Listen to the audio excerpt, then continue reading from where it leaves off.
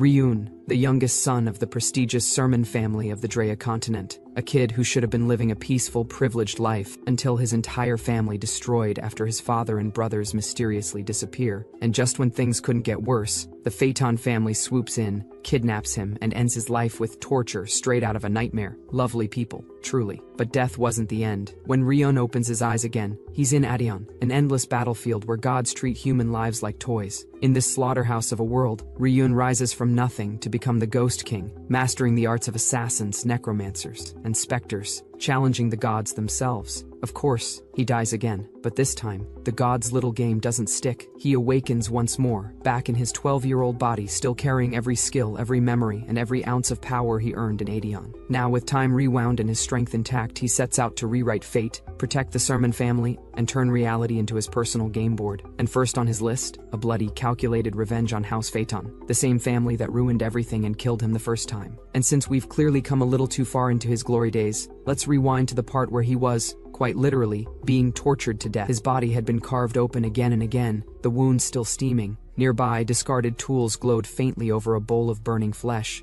Across from him, the white-haired man watched with a relaxed amusement, speaking as if commenting on a performance. He lifted the boy by the head, studying him. The boy's bloodshot eyes glared back in defiance even as his body shook. The man's smile widened, finding the contrast entertaining. The torment continued until the boy's scream tore through the chamber. Blood sprayed across the wall while the man observed without slowing, irritated only by how long the boy clung to life. The boy tried to beg, but the words broke apart in his ruined mouth. The man leaned closer, intrigued only by the boy's stubbornness. The boy forced out a plea for death. The man pretended not to understand, teasing him for losing his tongue. He mused about extracting value from someone born of Sermon blood, though even that novelty was beginning to fade. Still, he ordered the boy not to die, claiming House Phaeton still required him. A moment later, he corrected himself with a twisted satisfaction, declaring he was simply celebrating the 3rd year since wiping out House Sermon. The boy collapsed forward, chains rattling as he endured the weight of his own blood. Moonlight filtered through a narrow window above. Below it, the boy hung limp in his restraints, surrounded by dried pools of blood and the tools that had carved him apart. The boy realized that 3 years had slipped by in this darkness. The name of his fallen house burned quietly in his thoughts. House Sermon had once ridden at the front of Drea's armies, their banner cutting through battlefields as they fought back the monsters spilling endlessly from the Dark Zone. Among the 5 great houses, Sermon had stood at the top, known for unmatched strength and prestige, but after his father and elder brothers disappeared without warning, the family crumbled faster than anyone expected. House Phaeton seized the moment, striking with precision to finish what weakness had begun. Their aim had always been the same: to wipe out Sermon and claim the gift carried by its bloodline, the blessing that had once allowed the clan to stand unshaken, the power born from the blood of the dragon. Those who inherited that blood became archmages at 10 and sword masters by 15, but he had never been counted among them. Instead, he carried the mark of the one anomaly that surfaced once every few centuries, a curse woven into their lineage, awakening only in a single child tied to Demon King Arcan, and he had been the one fated to inherit it. Because of that mark, neither sword nor magic ever answered him. In the quiet corners of his childhood, he had wished he had been born without it, wished for strength that never came. Blood dripped from his body as he hung in the cell, and the truth weighed on him. Without the curse, House Phaeton would never have crushed them. Without it, his clan would not have fallen. Sons Phaeton smiled through crimson light, twisting the blade in his hand as he prepared another test. The boy knew that without the curse holding him back, he would never have suffered the man's endless experiments. But the thought faded. He no longer had the strength to resent anything. His body sagged against the chains, breaths shallow and fading. A quiet certainty settled over him. His life was ending here. For the first time in years, he felt the promise of rest. His vision blurred, the world dimming around him as consciousness slipped. But when he opens his eyes, he is no longer in reality. He finds himself in Adion, an endless battlefield and the playground of the gods. In this place where countless players lose their lives, Ryun grows into the Ghost King, a master player who has mastered every class of assassin, necromancer, and specter, and challenges the gods. In the battlefield, purple lightning crackled across a monstrous form, its eye burning through the void. More shapes followed, towering behind the first, beasts and phantoms born from the curse lodged within his soul. their presence pressed against the realm, gathering around the dying boy who had carried their seal since birth, the darkness in his eyes stirring like an old curse waking again. Bodies clashed in a storm of steel and rage. Screams blurred into one another. His past self moved like a ghost swallowed by firelight, swinging desperately as warriors fell around him, swallowed by a tide of blood and dust. Above that burning memory, a radiant figure shone like a false angel, golden hair cascading like molten sunlight. The man looked down with amusement, the kind that twisted into cruelty, as if savoring the collapse of an entire life with one quiet breath. Boy surged again, refusing to kneel even as darkness gnawed at his edges. His enemy answered with calm arrogance, fingers glowing with divine venom. Power flared, light snapped, the world collapsed into a single blinding strike. A golden inferno bloomed, swallowing sky and ground alike. When the dust settled, the so-called angel rose untouched, radiant and monstrous at once. Flames curled around him as if worshipping. He stretched out his hand, voice echoing through the void like a decree carved into fate. He offered a wish, not mercy, but a bargain dripping in hatred. And then everything cracked. A hand reached through the blinding gold. Light swallowed his vision, and the world flipped like a page being ripped away. A voice called him back, frantic, young, impossibly familiar. The darkness peeled away, replaced by soft lamplight and a girl's desperate cries. "Young master," she kept calling, shaking him as if trying to drag him out of death itself. He forced his eyes open. The maid's face hovered above him, wide eyes, trembling glasses, panic spilling from every breath. Something struck him harder than any blade. She looked younger, far younger than she should be. She scolded him, flustered, insisting he'd make himself sick. Her voice wavered between worry and exasperation, tugging him back into a life he thought he had already lost. The boy stared at her, heart pounding with something colder than confusion. She wasn't supposed to look like this. Not anymore. This was the Serwin estate, the mansion from before everything fell apart, and his nanny whose name is Colin. The one who should have been older, worn by years of hardship, stood before him untouched by time, trembling with concern. No way, the thought hammered inside him, rising into panic. He demanded a mirror. She rushed to fetch one, stumbling over her own breath, too startled to even question his urgency. As he steadied himself, he caught his reflection in the mirror. A much younger face stared back. His age, his frame,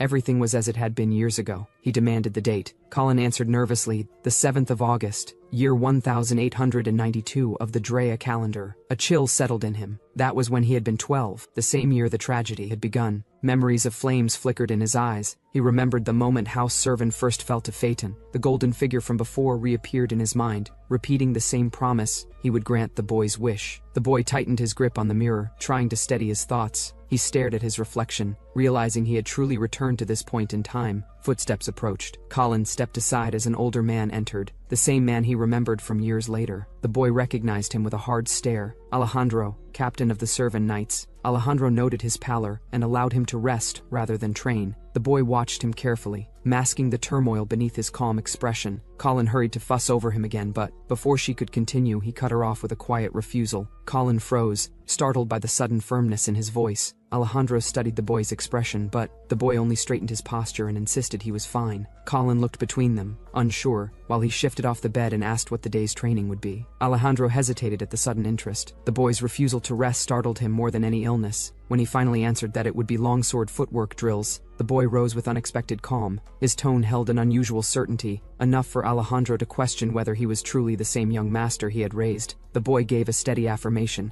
naming himself as a member of House Servan without the slightest doubt. The words triggered a memory of the golden figure whispering about granting a wish, and the boy wondered if this strange return to the past had been tied to that promise. But whatever the cause, he no longer cared. His chance was here. He decided to skip the drills entirely. The curse within him stirred, and the shadow of his older self seemed to stand behind him, urging him forward. This time he would go straight to monster hunting. This was the opening he had never been given before, his chance to overturn everything. Resolve sharpened in his eyes. He would not waste this. Outside, sunlight washed over the estate grounds as a golden status window formed before him. It displayed his meager stats, all at their lowest. The curse of Arcans still clung to him, sealing magic and attracting beasts, just as it had in his former life. Even so, the system responded. The window appeared because he carried a power no one else on the continent possessed. He tested it with focus, confirming that even in this reverted body the ability remained intact. Alejandro entered again, informing him that the monster had been brought out.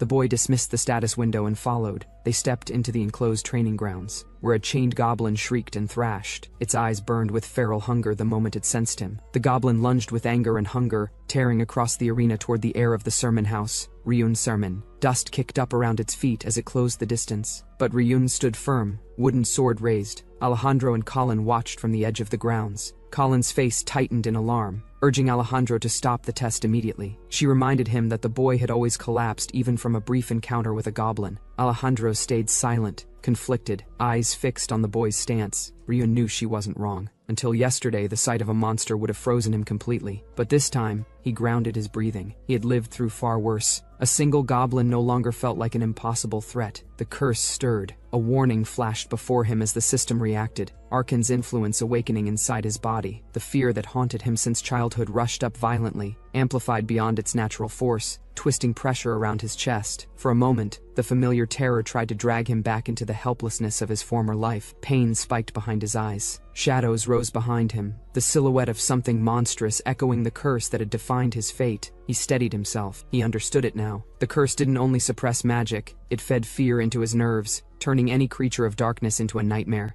Even this panic was part of Arkan's legacy. Alejandro stepped forward, sensing the spike of fear and declaring that the test was over. Ryun tightened his grip and refused. This wasn't enough. He moved before anyone could stop him, rushing the goblin as it shrieked again and charged in return. His footwork was rough, but his determination held firm. This time, he wasn't the weak child he used to be. His opponent was only a goblin, the smallest step on the road he planned to walk. He forced his fear down and reminded himself of the truth. He could do this cause compared to the crushing presence of the golden threat he once faced. This curse-driven fear felt faint. The goblin's shriek barely scratched him. That memory alone made the current threat feel small. The creature lunged, but Ryun pushed forward, closing the distance. Flames from the past flickered in his vision, charred earth, twisting shadows, a towering golden figure whose gaze had once shattered his resolve. Against that, a goblin meant nothing. He raised his wooden sword and struck. The blow landed cleanly, sending the creature stumbling back. Colin and Alejandro froze, stunned by the boy's sudden strength. Colin's face went pale, hands covering her mouth. Alejandro watched with silent awe.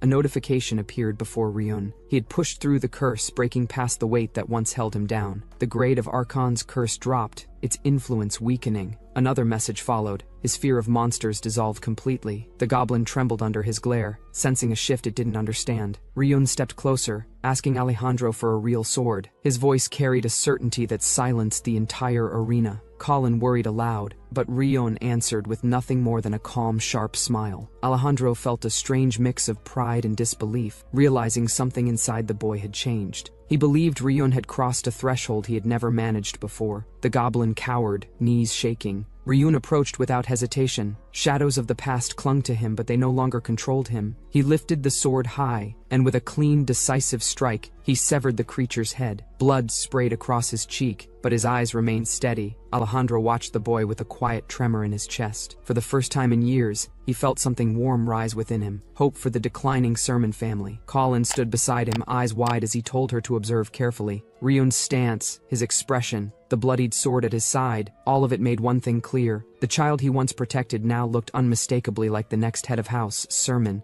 Ryun walked away from the goblin's corpse, its blood trailing behind him as he approached the manor. Later, alone at the washroom sink, he splashed cold water across his face. His reflection stared back, tired, tense, but steady. He acknowledged that the system's assistance worked. He had broken through Arkan's curse and proved that growth was possible. For the first time, the weight in his chest had loosened, but when he opened the status window again, he frowned. His experience had increased, yet the gain was painfully small. At this rate, he would need to slaughter thousands, maybe tens of thousands of goblins to rise even a single level. Time wouldn't allow that. He needed to move faster. Images flashed through his mind. Flames, screams, and the ruin destined to fall upon the Sermon estate. That day was drawing near. Still, he held on to the fact that he could overcome Arkan's curse. That alone meant he wasn't helpless. He tightened his grip on the glowing window. He couldn't waste this chance. The Sermon household was barely holding its place among the great houses. 2 years had passed since his father and older brothers vanished. Their enemies were quiet for now, but it wouldn't last. He remembered their faces, the cold schemes hidden behind polite smiles. The clock was ticking, but he had confirmed at least one path to leveling up. Ryun steadies his breath, the faint glow curling around his fist as resolve hardens behind his eyes. In that charged silence, he decides the next step.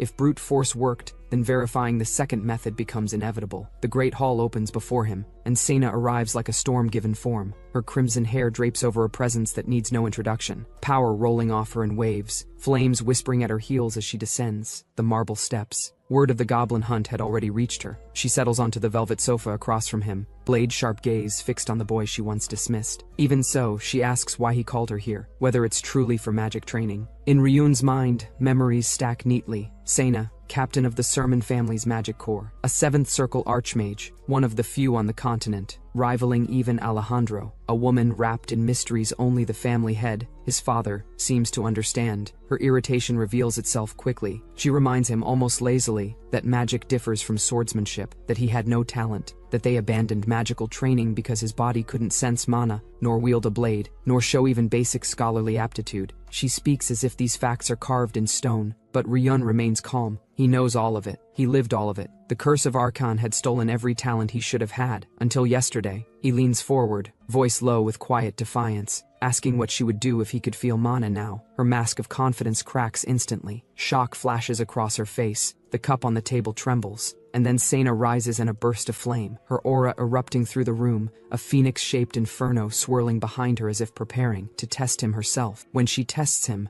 drawing a mana-formed image meant to fool anyone beneath her level, he answers without hesitation, a red dragon, clear as day. Shock ripples through her. She even admits she disguised the spell deliberately, yet he still saw through it. He asks if he's wrong. Her answer comes out strained. No. Confusion colors her features as she circles him, muttering under her breath. Since yesterday, how could he have changed so much? Even the family curse shouldn't be something he could simply shed. She presses him harder. How did you overcome it? How did you suddenly grasp mana? And why? Why can he see through her illusions? He only shakes his head and admits what he needs. Even if he can sense mana, he can't use the Sermon mana refinement method, the one technique required to shape mana within the body, the one every Sermon relies on to grow. That's why he needs her. Her voice lowers, and her words turn heavier. Refining mana means opening one's body in a way that exposes everything: health, life, soul. If she helps him, she'll quite literally hold his life in her hands. Flames coil around her again, a warning and a test at once. Is he prepared for that? He looks her dead in the eye, unflinching. A small smile tugs at his lips. If she wanted to kill him, she could have done it any time. He can't even resist her as he is now. Ryun knew Sena was the only person he could rely on. Even in his previous life, when the ambush swallowed the estate in flames, she had stood before him. He remembered the heat, the collapsing buildings, and the way she cut down foes even as her own body faltered.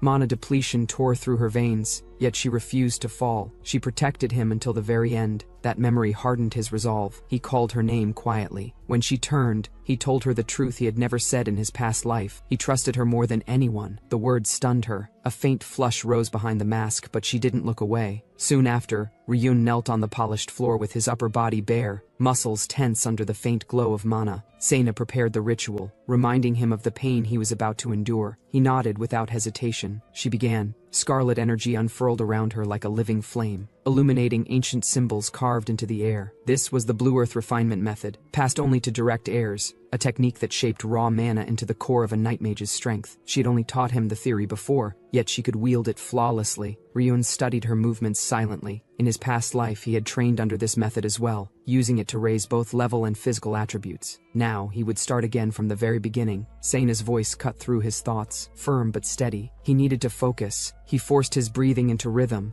letting the warmth of mana creep through his skin. Sena placed both hands on his back, and golden light surged into him with punishing force. She warned him that the pain would be severe, that he must not cry out or resist. Ryun braced himself. Sena warned him to stop if the pain became unbearable. Her voice stayed firm as the mana storm thickened around them. Ryun felt the first wave tear through him, raw, scorching, and heavy enough to rattle his bones. Pain rose sharply, dragging fragments from his past to the surface. A blood-soaked room, chains, a white-haired torturer smiling through the mist of gore. His body trembled, but he refused to draw back. He steadied his breath and pushed through the memory. He had survived much worse before returning to this life. Mana surged again, and Sena's flow pressed deeper. Ryun clenched his jaw, sweat running down his arms. His resolve didn't waver. He reminded her, voice rough, that he trusted her more than anyone. That single truth drove him forward. Sena's eyes softened for an instant before she resumed the ritual. The refinement intensified. His veins glowed as mixed colors of mana twisted violently through him. Sena guided the force with both hands, but the curse responded immediately. immediately. Ryun felt it ignite inside him like a chained beast snapping awake. The system flickered before him.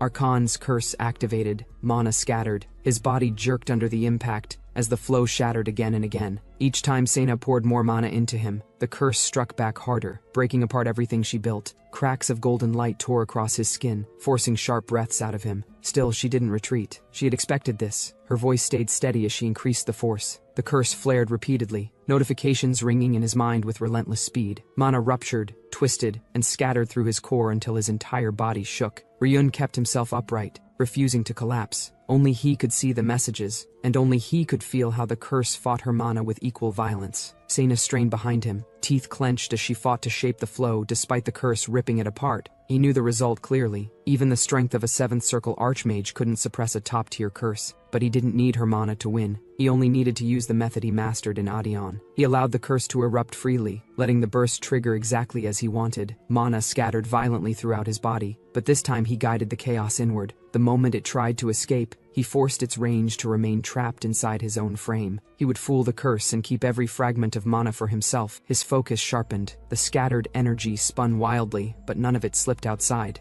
Sena watched him in disbelief as the runaway mana stayed locked within his skin. The curse activated again and again. Frames flashed through his mind with each activation, yet he continued resisting, holding the mana like a net pulled tight over raging water. Notifications piled up in his vision until they blurred together. Heat surged through every channel in his body. Each path burned as if molten metal coursed through his veins. His breathing hitched from the intensity, but he refused to let the curse claim victory. This wouldn't break him. He had endured pain far worse. Blood and battle memories surged from the depths of his past life. Goblins, blades, and a roaring blue dragon he once commanded. His body had collapsed many times before, but his mind never had. He reminded himself who he truly was. He wasn't some powerless noble child. He was the master player who once dominated Edion. His mana understanding didn't come from this world. It was carved into his soul long before he awakened here. His body might have been weak, but his soul remembered every rule, every trick, every pathway mana could take. That memory stirred now, rising like an instinct. He channeled that knowledge, forcing the scattered mana to take form. His muscles trembled as the energy gathered instead of breaking apart. Light erupted from his frame, wrapping him in golden arcs as his control tightened. Arcan's name rolled through Ryun's fading consciousness like a cold nail. The skeletal wraith loomed above him, its blue flame hissing as it dragged its claws through the air. He heard the golden-haired monster scoff beneath it, amused, almost bored, claiming even Adion's so-called god had been nothing to him. Ryun's body answered before his thoughts did. Mana burst from his core in a violent bloom of blue light, cracking the darkness open. His stance widened, his burned muscles locking in place as the surge roared through him. From a distance, Sena stumbled forward, shock breaking across her face. She reached out instinctively, only for the force pouring off Ryun to shove her back. Then the backlash hit him. Heat tore through his nerves. His skin flashed gold, then purple, then raw. He crashed against the wall, sliding down as yellow sparks flicked off him like dying embers. She shouted after him, voice shaking, but he barely heard it. Pain swelled until it swallowed everything. Yet, a colder memory cut deeper. The iron room, the chains, the blood soaking the stone beneath him, the surgeons debating if they should cut off his arm just to test regeneration, the quiet suggestion that perhaps he was a failed specimen they should simply dispose of. Compared to that, today's agony felt almost gentle. The blade whistled. Someone screamed. A body hit the ground. Ryun's vision swirled back into focus just in time to see a masked captor fall, split open by a sudden intruder. Another was carved down before he could even reach for a weapon. Panic snapped through the dungeon as the survivors finally registered what was happening. When Ryun came back to his senses, but Ryun wasn't looking at them. He was looking at the sky. Cold air rushed into his lungs. Moonlight painted the forest silver. Wind carried the faint scent of moss and freedom. He blinked, bleeding and breathless, unsure if this was a hallucination or salvation. The blood-soaked figure looming over him. Alejandro's ruined silhouette comes into focus. Ragged breaths, torn flesh, hands trembling as he cups the boy's cheek, as if making sure he's really alive. Ryun stares at him through the haze, disbelief cutting through the agony. Alejandro had come for him, had fought his way through hell to reach him. The old man forces a faint, broken smile as he kneels, arrows jutting from his back like cruel thorns, whispering an apology he's carried for far too long. He gathers the boy into a shaking embrace, holding him as though shielding him from the world itself, even as blood pools beneath them. Each breath sounds like it's tearing him apart, but his grip stays firm, protective, desperate, resolute. Ryun's vision wavers, memories bleeding into the present. The cell, the screams, the experiments, the the hopeless nights where he had begged for someone,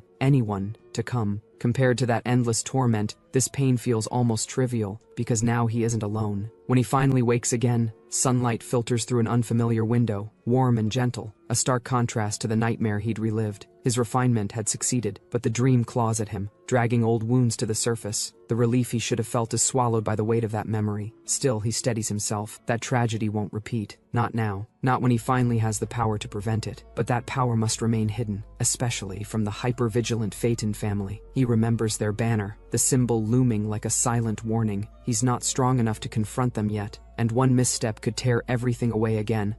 When dawn finally bled into a new day, Ryun woke to the cold weight of that memory, one he wished he could forget but carried like a brand. The refinement had succeeded, yes, but the dream had soured the victory, dragging him back into the dungeon's echoing misery. He swore it would never happen again, not while he still drew breath, not with the means he now possessed. But that meant secrecy. It meant hiding the truth from Sena and Alejandro, even as they stood by his bedside with concern etched into their faces. Ryun felt guilty, but he couldn't burden them with the reality he carried, because even if he told them, would they believe a story like his? And would it help them at all? Their sincerity only sharpened the weight on his chest. Then came the test. Sena approached him with that sharp, unwavering gaze of hers, mana detection spell blooming around her like wildfire. The air shifted, heat swelling as she pressed her glowing hand toward him, and when her magic touched his skin, nothing. The golden light that had flooded him yesterday, gone, smothered as if erased from existence. Her eyes widened. Shock cracked her voice. She tried again, harder this time, but the result didn't change. His mana had vanished without a trace. Her breathing hitched. Yesterday it had been unmistakable. His body had pulsed with mana thick enough to touch. Now it was like sensing an empty void. Sena left the room in a rush, shaken by the result she couldn't explain. Ryun watched her go without reacting, only calling her name once as the doors closed behind her. Alejandro stepped forward instead, trying to ease the weight of failure he assumed the boy felt. He reminded Ryun that the goblin hunt had still been a success, and that swordsmanship could always become his path if magic refused him. His voice carried reassurance, but Ryun only offered a tired smile. He claimed he couldn't repeat the feat from before. The effort had drained him so much he could barely eat afterward. He even pointed to Sena's report as proof, playing the role of a child overwhelmed by his own limits. Alejandro seemed convinced, touched even, swallowing his worry with a shaky breath. Time passed. 2 months slipped by under falling snow and fading warmth. The mansion changed. Staff whispered in the corridors. Colin wandered its halls with worry etched deeply into her face. Ryun hadn't emerged from his room again,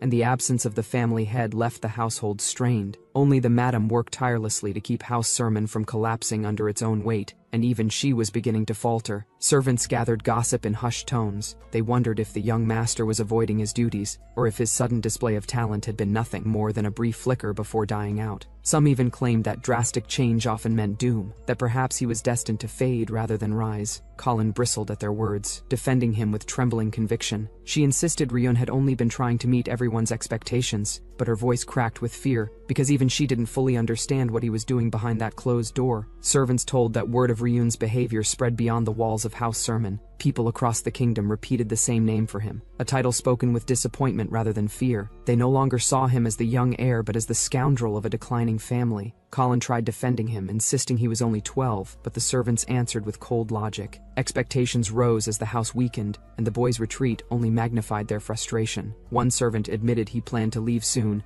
and others were already preparing to follow. When asked what she would do, Colin had no answer. Ryun, meanwhile, quietly observed the thinning household. Even meals reflected the strain. Simpler dishes, cheaper ingredients, a taste of collapse settling onto his plate. To him, it confirmed that the family's finances were reaching the point he wanted, just as planned. He thought back to the version of himself who would have tried desperately to save the house, wasting what little they had left. But the Ryun shaped by Adion's memories saw things differently. He waited in silence, letting every misplaced hope drain away. Everyone lowered their guard in the face of his supposed weakness, because the moment to tear them apart was approaching. His thoughts drifted to the disappearance of the family head, then to the eldest brother and the mages who never returned. One by one, every search party vanished until there was no one left to send. The training grounds that once echoed with steel and shouting grew quiet, emptied by loss and fear. House Sermon now stood on brittle legs. Few knights, fewer servants, and no strength to recover. Even the retainers of other nobles, eager to curry favor with the next family head, turned stiff at the sight of crumbling order. The boy at the center of it all, Ryun Sermon, lay sprawled across his bed, savoring the peace that came with being ignored. Freedom suited him. Being treated like dead weight had its perks. He lounged in the sunlight without shame, thinking how easy it was to act like a shut-in now that no one expected anything from him. But even so, the downfall moved slower than he hoped. A rich family, he reminded himself, could rot for 3 generations before fully collapsing. If he wanted ruin to come faster, he needed to push harder. Just as he plotted next steps, the door slammed open with a crack that shook the dust loose. Colin burst in, breathless, frantic. She shouted for him to get up. Training time. The night captain was waiting. She grabbed his arm like a woman dragging a corpse out of bed. Ryun's mind lagged behind his body, still half asleep,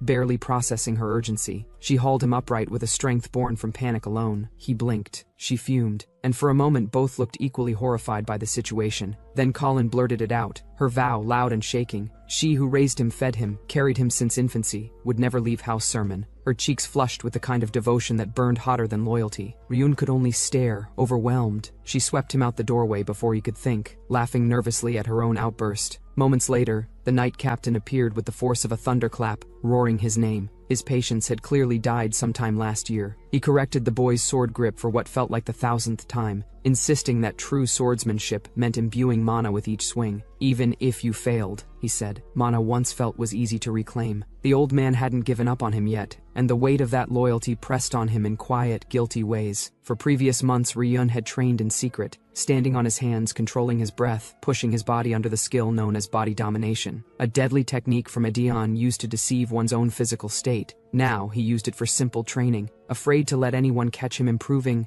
Green aura wrapped around him, ghostly and unstable. His body flickered between forms as he forced the skill to activate. At his current level, it was clumsy and fragile. One sudden movement, and the illusion broke, but every day brought results. Experience increased, stamina increased, strength increased. Remembering previous month's training, Ryun gave a reason to leave, saying he has to bath. Alejandro tried to stop the boy, but Ryun didn't listen. In the bathroom, Ryun realized that the spell is still unstable. If he used with carelessness, then the domination will destroy. His status window reflected the quiet grind. Ryun Sermin, level 3, stats rising slowly, evenly. Good, smooth progress. 3 months of secret training were finally paying off. Once all his stats hit the 20s, he could begin true leveling. He planned his path carefully. First, obtain the ghost job as he once did in Adeon, then raise necromancer and assassin to high rank. This time he would shape his fate differently, but as he walked the hall carrying a basket of towels, he paused. Alejandro stood up ahead, speaking with someone unfamiliar. A visitor, a guest. Then he recognized the man as Trino Hilder. Trino Hilder stepped forward, his ever-polished smile barely hiding the tension beneath. The general manager bowed lightly, cape brushing the ground as he addressed Ryun with practiced grace. Apologizing for interrupting the morning's training,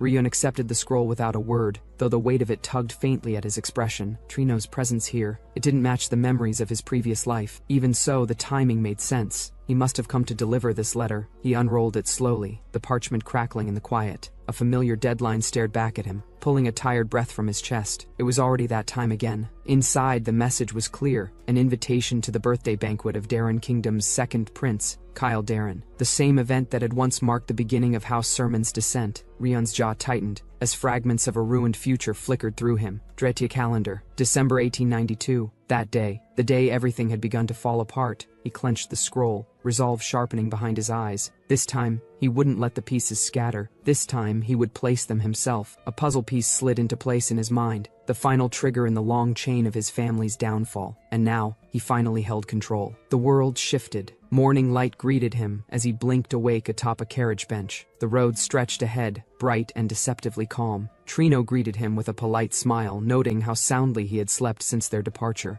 Ryun muttered that it was thanks to Colin fussing over his travel wardrobe until late. He glanced out the window to see Colin still trailing them tearfully, having needed to be stopped from following them entirely. He sighed. He understood her attachment, but today's journey wasn't one she could join. Neither Alejandro nor Sena accompanied them, leaving only Ryun and Trino to travel. A sudden outbreak of monsters near the Dark Zone had forced Alejandro to the border, while Sena had been summoned unexpectedly by Madame Sermin. Thanks to the sudden crisis at the border, Ryun, only 12, was now traveling to the royal capital as House Sermon's representative. Trino tried to reassure him, insisting there was nothing to fear. No one in the Daron Kingdom would dare touch a direct member of the Sermon line. Ryun held back a dry laugh. That confidence only applied to the Sermon family of the past. In those earlier years they could send any household member to royal events without issue, but now, with the family weakened, the head himself had to attend a prince's birthday in person. Their fall left no room for pride. He accepted this quietly. He was the one who had steered things toward this point. After all, Trino pointed out the city emerging in the distance. The royal capital, Dabaron, rose beneath the morning sun. Their carriage rolled steadily toward it, greeted by clean roads, wide fields, and the hum of a kingdom untouched by decline. Soon, white towers came into view. The castle stood tall, flawless in its shine. As the carriage entered the gate, staff lined the path in neat rows, forming a formal welcome. A young man stepped forward with practiced elegance, the second prince, Kyle Darren. He greeted them warmly, addressing them with the title "The Sermons Once Earned Through Blood and Duty." Trino returned the courtesy, offering thanks for the kingdom's hospitality. Ryun followed his lead, though a faint thought flickered through him. Hospitality. He knew better than to trust it blindly. From the city gates all the way to the castle, he could feel the eyes of the kingdom on him. Whispers stirred behind open windows, their tones edged with curiosity and pity. People watched the carriage pass and connected him instantly to the collapsing house. He walked through their murmurs without flinching. His rumors had reached the capital exactly as planned. The citizens' hushed comments confirmed it. Ryun's sermon, the hopeless delinquent. Even among the nobles, Ryun could sense the same hushed mockery echoing beneath their polite smiles. Their whispers clung to him like shadows, filled with ridicule and quiet certainty that the sermon downfall was real. He read every hidden expression easily, each one feeding into the path he had already set. Everything continued exactly as he intended. He pushed aside the murmurs with a calm nod, greeting the crowd with a bright, harmless smile that masked the cold calculation beneath it. The nobles reacted with a mix of confusion and pity, whispering behind their hands. Trino covered his face in embarrassment, while nearby women traded amused comments. Ryun wondered how long he should keep playing the role they expected of him. Inside the castle, the escort knights gathered at a small table, sighing over soup as they discussed how early they had arrived. They reminded themselves that showing up ahead of time was meant to help Ryun mingle with the other young nobles. Instead, he had hidden in his assigned room since the moment they stepped inside. One knight muttered that Ryun hadn't greeted anyone properly when they first arrived. Another complained that he hadn't taken a single step outside. The youngest knight burst into tears, lamenting how the celebrations were already underway. Food, drinks, women, and yet their young master refused to move. Frustration eventually pushed the captain to send the youngest knight to persuade Ryun. He walked in on Ryun already dressed, announcing to the others that the young master finally intended to attend the banquet. Ryun stepped into the hallway with easy confidence, asking for the escort knights to accompany him. In truth, he had spent the past few days sharpening his training in private, uninterrupted. Handstands, breath control, subtle mana work, small motions hidden behind closed doors. Attending the banquet would simply be the next step. Ryun stepped onto the balcony, letting the morning light wash over him as he weighed the next move. Attending the banquet, he decided, wasn't just to placate the escorts. His gaze sharpened, a quiet fire settling behind his eyes. He had a larger purpose, one that demanded he step into the open today. A carriage rolled into the capital's grand estate, its wheels echoing against stone as crimson smoke whispered a single warning. Today, someone troublesome would arrive. Inside the banquet hall, the announcer's voice carried across the gilded ceiling just as the nobles turned. Young Master Sun's Phaeton had entered. He strolled forward with practiced elegance, trailed by uniformed retainers, soaking in admiration like it were his birthright. The steward Truno greeted him, flustered but polite, whispering that Prince Kyle would be surprised he attended in person. Sons only laughed lightly, pretending modesty as he scanned the room. When he asked after Ryun's sermon, his smile tightened. He already knew the boy wasn't present yet, and somehow that displeased him. Whispers gathered like smoke. People murmured about Sun's brilliance, about reaching six-circle magic at 15, but the tone shifted quickly. His family's sacrifices, his show-off tendencies, his insults in the Dark Kingdom's own territory, his rumored misdeeds, drinking at 11, killing a citizen at 12. Sons brushed it all off with a graceful flick of annoyance, insisting the culprit behind such rumors would be punished. And then the hall shifted. The announcer's voice trembled before bellowing louder than before. The Dragon of Drea, Ryun Sermon, was entering. Light rushed in through the doors, and Ryun stepped forward calm, composed, and nothing like the rumors Sons had clung to. Sun's pupils tightened as he watched attention flood the hall again, and not toward him. Again, the sermon name devoured the room's admiration, overshadowing him without effort. Ryun walked through the crowd, earning murmurs of surprise. He looked nothing like the omen of downfall they'd been whispering about. If anything, he wore his family's dignity with ease. Sun's jaw strained as jealousy licked up his composure. The glow in Ryun's presence irritated him more than any rumor ever had. Even now, even here, the sermon air pulled every gaze. At last Ryun approached him with a courteous bow, addressing Sons by name as if greeting an equal. He mentioned hearing plenty about him from Lathis, a name that soured Sons' expression even further. Sons forced a confident smirk, insisting he too knew much about Ryun, before repeating Lathis's supposed comment that Sons' Phaeton was a very odd person. He mentions the academy, how Sons' reputation spread faster than his footsteps ever did. Even the brief chaos Sons caused during those few months had left a stain impossible to scrub out. Sons' jaw tightens. Ryun keeps speaking,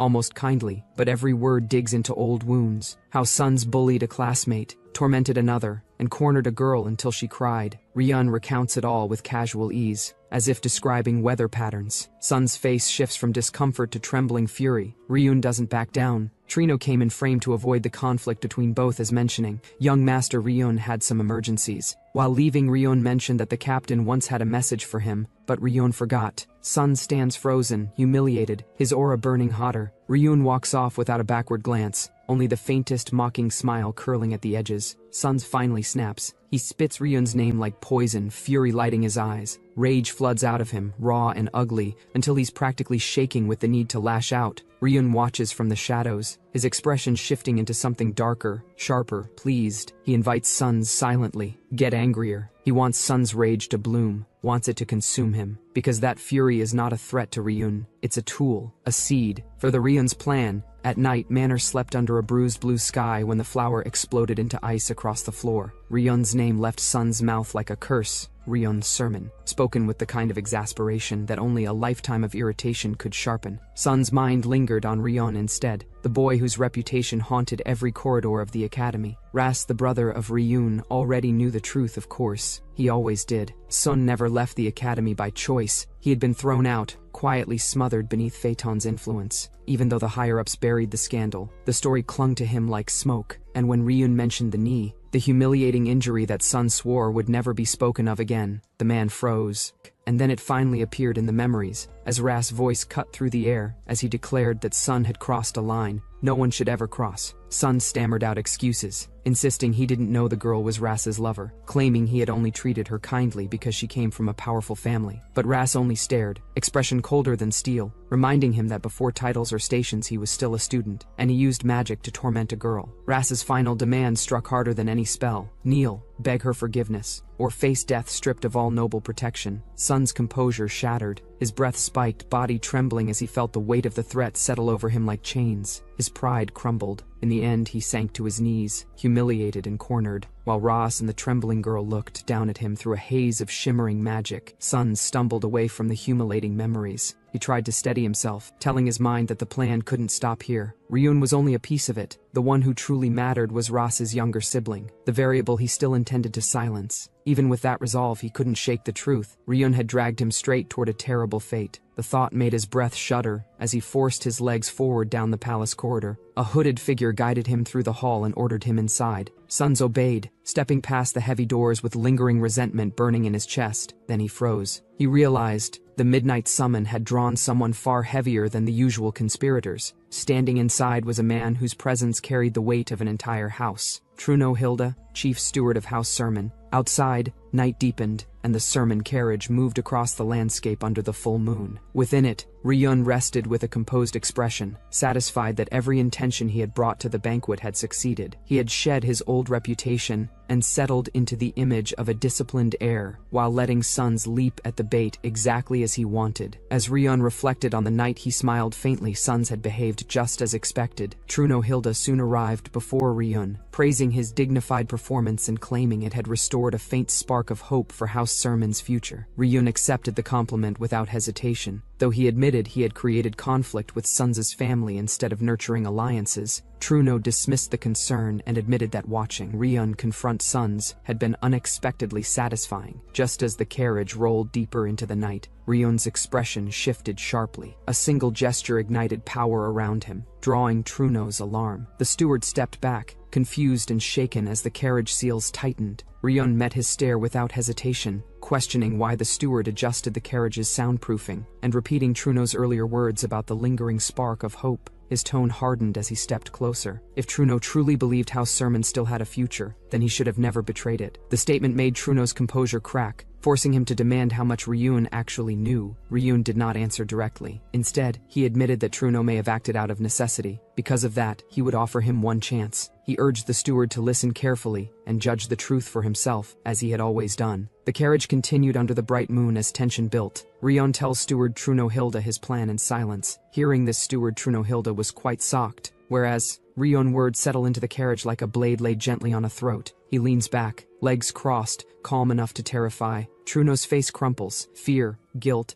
desperation all fighting for space. He stammers, asking how the young master orchestrated everything, asking how young master could even think of something so foolish, voice shaking as if he already knows he won't like the answer. Ryun's gaze sharpens. He doesn't raise his voice. He doesn't need to. Truno keeps repeating it, young master, until the dam finally breaks and he sinks into a trembling sort of admiration. Tears glimmer, hands clutching at nothing. He wants to cheer, he says, as if witnessing a miracle, or a monster being born. Ryun watches him with a faint smile, seeing exactly what choice the man has made. Then he shifts, calling out to Chief Truno with casual ease, announcing that they've already crossed the royal road. A cold shiver runs through Truno. This child, how can he smile knowing what is coming? Then he realizes, this smile isn't just a smile, it's something cruel, something chilled to the bone, a smile steeped in murderous intent. Outside, the carriage jolts as its wheel cracks. Horses falter, the escorts panic. Someone shouts, asking why they stopped. Another barks at them to move, but then the air changes. One knight gasps, poison. A figure wreathed in poison came forward, face twisted into a painted grin. Arrows of light rip through the dark as knights fall back, shouting the only word that fits, ambush. Soldiers tensed at the shout to protect the young master, but the next warning hit harder. Those arrows carried mana, and hesitation could mean death. Barriers ignited like golden domes as the mages scrambled to form a shield, their light clashing against the oncoming barrage. Still, knights rose in fury, roaring that House Sermon should never be attacked so brazenly, that the enemy should be on their knees begging for mercy. Their bravado cracked the moment the next wave of attacks struck. Even allies were ordered to keep their distance. The protective enchantments were sharp enough to cut through friend and foe alike. Then came the panic. The carriage trembled, its glow twisting unnaturally, and the young master simply vanished. Fear spread faster than the mana-laden arrows. A chilling light swept over the forest, and the captain could only stare upward as his voice broke. What was this? From atop a shadowed horse, Clock Truno approached, his aura splitting the mist like a blade. Ryun's body hung suspended, drenched in swirling magic. Darkness activated around him, followed by sensory distortions, and finally physical abnormalities stacking one after another, as if someone was preparing him for something unimaginable. He opened his eyes with a measured breath. Too much time had passed. Someone had layered far more spells on him than necessary. Also by now the Sermon family guards must be in chaos.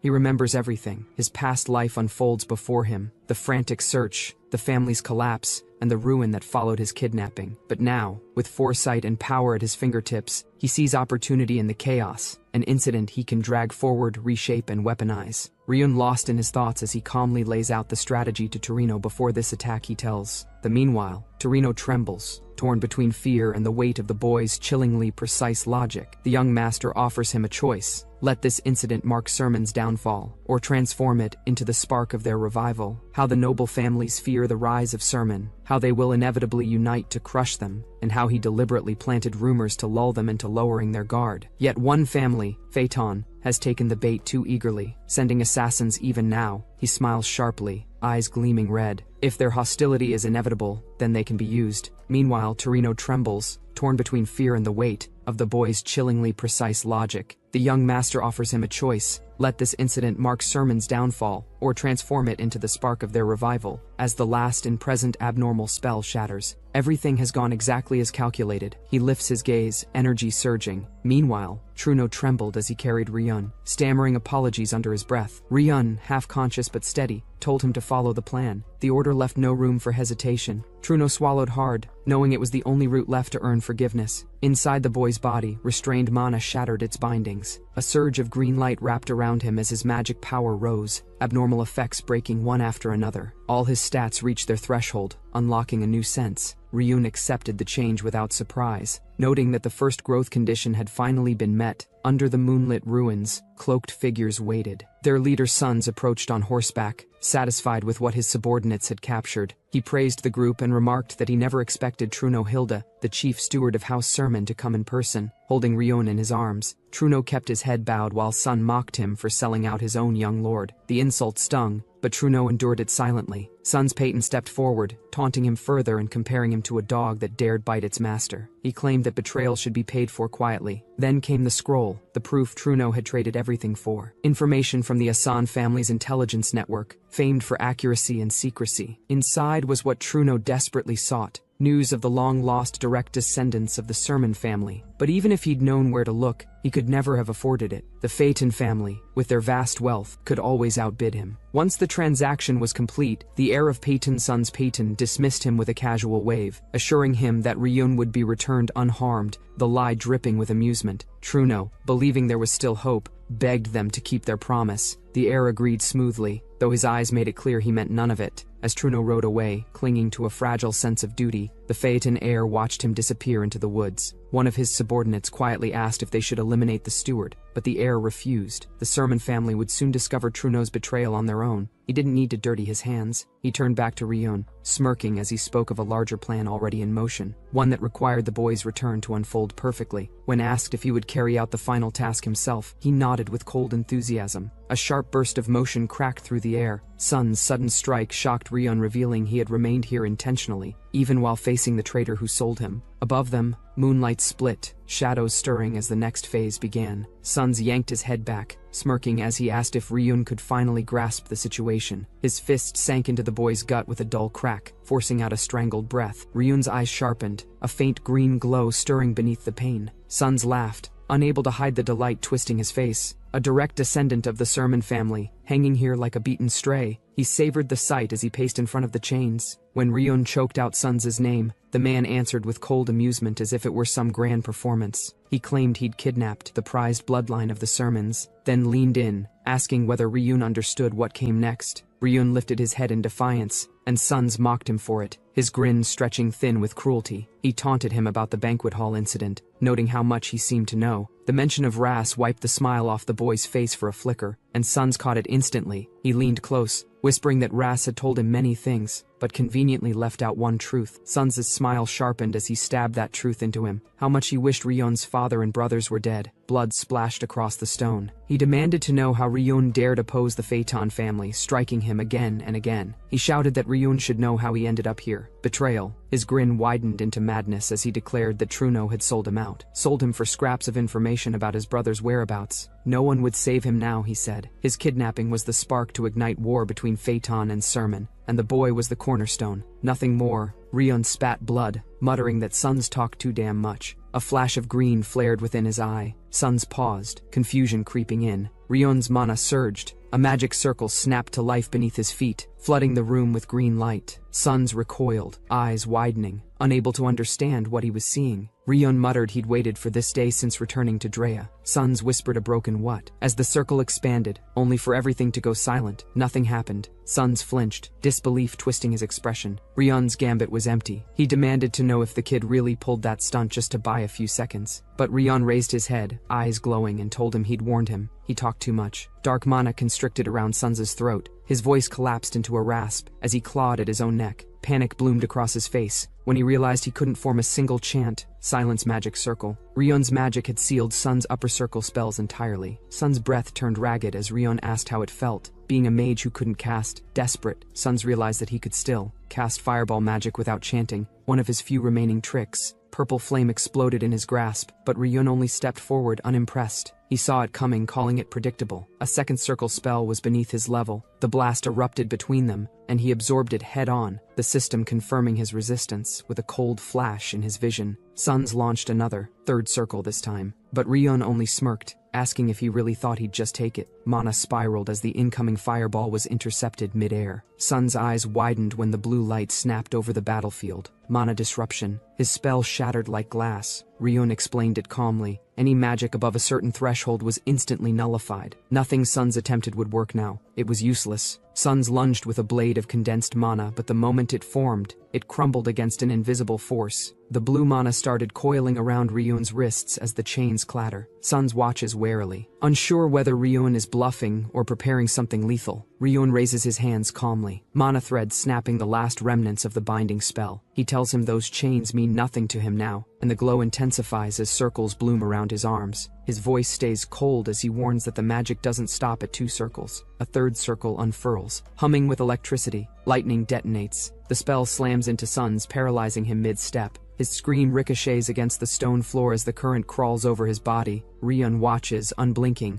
as the shock drops Sun's to the ground. Another pulse hits. He writhes, helpless, while Ryun barely moves, the blue glow rippling across his skin like calm water. He steps closer, expression flat, and tells him to look around. The tables have finally turned. Sun's became unconscious. When Sun stirs awake, groaning, chained upright, Ryun sits nearby, twirling the dagger he stole from him, mentioning casually that he would have woken him himself if he took any longer. Sun's thrashes against the iron cuffs. Stunned, they still hold. He blurts that he can speak again, only then realizing they're nothing but cheap restraints, not mana seals. He barely gets the thought out before blue lightning rips through him again. His scream fractures into the dark chamber, body convulsing as if the spell claws straight through his bones. He gasps, confused. There's no magic circle in sight. Ryun answers with a faint, mocking calm. Did he really think a mage would be bound without preparation? Ryun holds a dagger to his face and reveals he has already drawn a magic circle across Sun's body. Sun's reacts with shock as the dagger strikes. Sun's chest bears a glowing, intricate magic circle made of scars. Ryun explains this is the forbidden art of carving magic circles into flesh, known as the blood circle. It's cast while the target is kept awake with an awakening spell. Ryun recalls carving similar scars into a 12-year-old boy years ago. Sun's questions how Ryun knows the spell, noting he shouldn't be able to use mana. Ryun credits memories of a past life and experience in a place called Adion.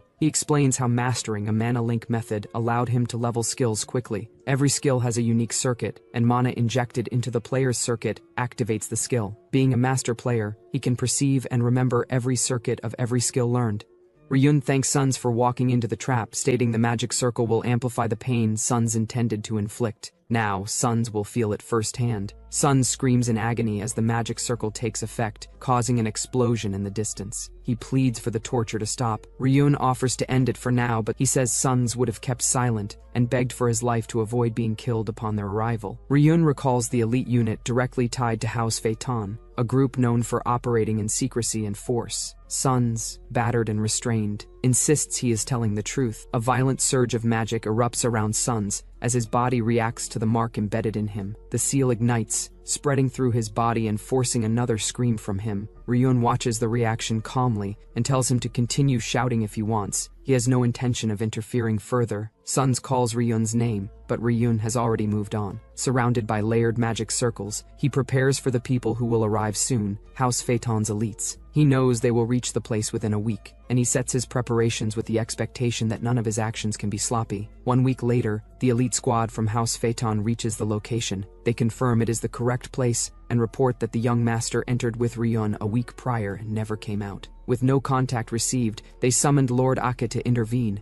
Ake questions whether anyone else has approached the area in that time. The squad responds that no one has, explaining that they have been strictly monitoring every passage. The Phaeton operatives moved through the cavern's dim passage, their cloaks dragging across stone. One of them clicked his tongue as the entrance's traces confirmed the situation inside. He stepped forward, power gathering around him like a dense violet haze while the others stayed back. Ake shifted his grip on his weapon, deciding that capturing the sermon boy alive would be simpler if handled personally. With that, he advanced, the magic around his body tightening as he prepared to enter the chamber. Inside, he reminded the others that the family head's orders came above everything. Even blood relatives weren't exempt. The acknowledgement hung in the air as a ward shattered at the chamber entrance, declaring he would enter alone. He dismissed the others to wait outside. He then walked down the corridor, his steps echoing as residual magic drifted around his boots. Something felt off. He sensed an ominous presence in the structure, yet no mana signature accompanied it. His eyes scanned the walls in silence. A sudden magic activation flared beneath him. He reacted instantly, calling up a barrier as foreign energy patterns spiraled around the floor. He judged the traps as interconnected magic circles, laid deliberately and with precision. Whoever built them knew the dungeon layout well and had significant skill. Every path was rigged. He couldn't determine whether House Sermon or another party was responsible. The complexity forced him to raise a double barrier just to stay unharmed. He analyzed the situation quickly. With traps laid across every corridor, he didn't have time to waste countering them one by one. one. More circles activated in the distance as he pressed forward, choosing speed over caution. He muttered that he didn't know who his opponent was, only that they'd regret challenging, a finger of House Phaeton. Inside the dungeon corridor, the iron door creaked open to reveal a trail of fresh blood. The trail led to a cell where a boy hung in shackles, his body torn open and soaked in red. A surge of power detonated from above, ripping the ceiling as Ake forced his way down. He landed in front of the captive just as chains shattered under the impact. He called out for the young master, uncovering the boy from the debris, but the scene made no sense to him. The boy's chest was torn open by magic he recognized immediately. Sun's Phaeton's power. Sun's body was torched like this that even Ake did to realize that the boy was same Sun's Phaeton.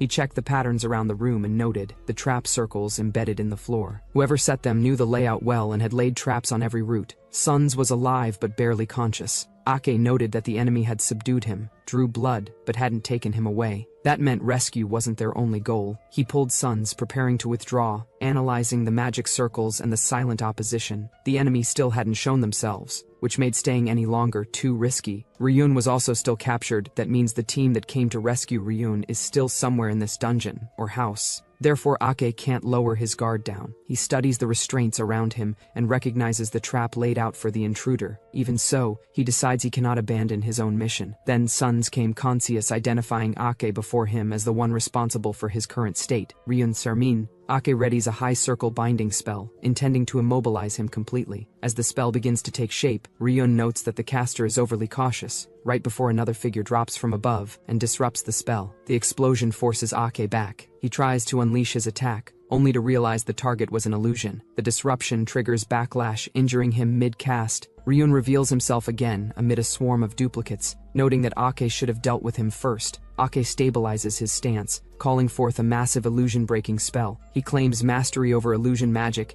and unleashes a wide purge, commanding all false images to vanish. A burst of magic spreads through the chamber as he performs full illusion removal. The air cracked open in a violent surge of violet lightning, as Ake unleashed raw force, tearing through the illusions that had crowded him. The clones dissolved into shreds of green light, peeling away like mist in a storm. Ryun moved the instant the illusion collapsed. Silent, fast, slipping through the chaos with a hunter's precision. His steps blurred into streaks of emerald mana, each motion weaving past Ake's widening field of awareness. Ake realized too late. His vision caught Ryun's eyes, cold, bright, unshaken, and then the world tilted as Ryun leapt high, twisting through the air in a tight arc. Green swept downward. Ake raised his staff out of reflex, slamming down with enough force to crack armor and bone. Ake staggered, furious, barely retaining his balance. A blur of motion interrupted the moment. Sun's landed behind Ake, his dagger carved across Ake's throat, leaving a spray of crimson mist. Ake choked. The strike was clean, brutal, and final. Blood burst from Ake's neck as the grip tightened. Ake tried to speak, but only a wet rattle escaped him. His eyes shifted, confused, as Sun's half-ruined face came into view. Blood trailing down pale skin, green energy burning behind one eye. He simply watched Ake's arrogance collapse under its own weight. His voice low and steady as he faced Ake's fading panic. He asked if the man even understood soul transfer magic, then revealed the truth with a calmness more terrifying than his wounds. Sun's soul lay unconscious inside this stolen body, bound by the spellwork drawn across his skin. And because the family head forbade killing him outright, he knew Ake would hold back just enough for him to exploit. The bloody circle burned faintly on his torso, its runes layered with more than pain amplification. There were sigils meant for severing, for claiming, for swapping, magic designed to move a soul and puppeteer the flesh it entered. He admitted this was the real trump card, the one he'd been preparing while Ake's focused on illusions. The binding flared, and the backlash hit him like fire, but he gritted through it until Ake seized the robed man completely. An explosion ripped through the chamber, sending Ake crashing into the wall in a broken, crumpled heap. Flames licked across the floor as Ryun and Sun's body stepped through the embers, half-burned, half-bloodied, but victorious. Green sigils crawled up his torso while he stood over the defeated Ake, whispering that he'd caught him. The transfer held. He poured a potion over himself, letting the liquid sizzle across fresh wounds. Notifications flickered. Pain resistance formed, then strengthened immediately. Before he wiped blood from his eyes, he muttered that it hurt but needed to be done. He needed an injury made by Ake, visible and unmistakable, to set the next part of his plan into motion. Then he lifted both arms toward the ceiling, laughing shakily but triumphantly. triumphantly. He had done it. He defeated one of Phaeton's fingers, a seventh circle monster, and claimed his victory without hesitation. Sun's is in Ryun body, and Ryun is in Sun's body. That's kind of confusing, so let's address Sun's as Ryun is in Sun's body. Ryun was celebrating as a notification appears stating quest completed and level has increased. Ryun questions the concept of a quest and acknowledges having leveled up. Next, a display shows Ryun's level jumping from 2 to 15. Ryun reflects that this level increase is a natural result of defeating an opponent named Ake, but seems to have some reservations. Ryun then wonders if the level increase is due to the earlier quest but decides there are more urgent matters to address. He drags Ake by his leg to prepare his next plan. Ake's body laid in a chamber, whereas Ryun explains that the circuits are engraved on the soul rather than the body, allowing the use of magic power even with a damaged body. They then proceed to pour magic power into the prepared circuits. Ryun notes that the level decreases according to the amount of lost magic. A notification appears stating level has decreased by 5, an additional condition achieved. Ryun receives the Shadow class, described as an assassin's hidden class available for transfer under specific stat conditions. Finally, Ryun acknowledges the success of the process, but notes that with his levels, he could attempt the ritual 2 more times. The magic circle activated, pulling in the surrounding energy until the chamber filled with blue light. Power surged around him as he initiated the next sequence. System prompts flashed, job change successful, additional conditions met, and the transfer to the necromancer's advanced class, Hand of Death, confirmed. Cards materialized and dissolved into him,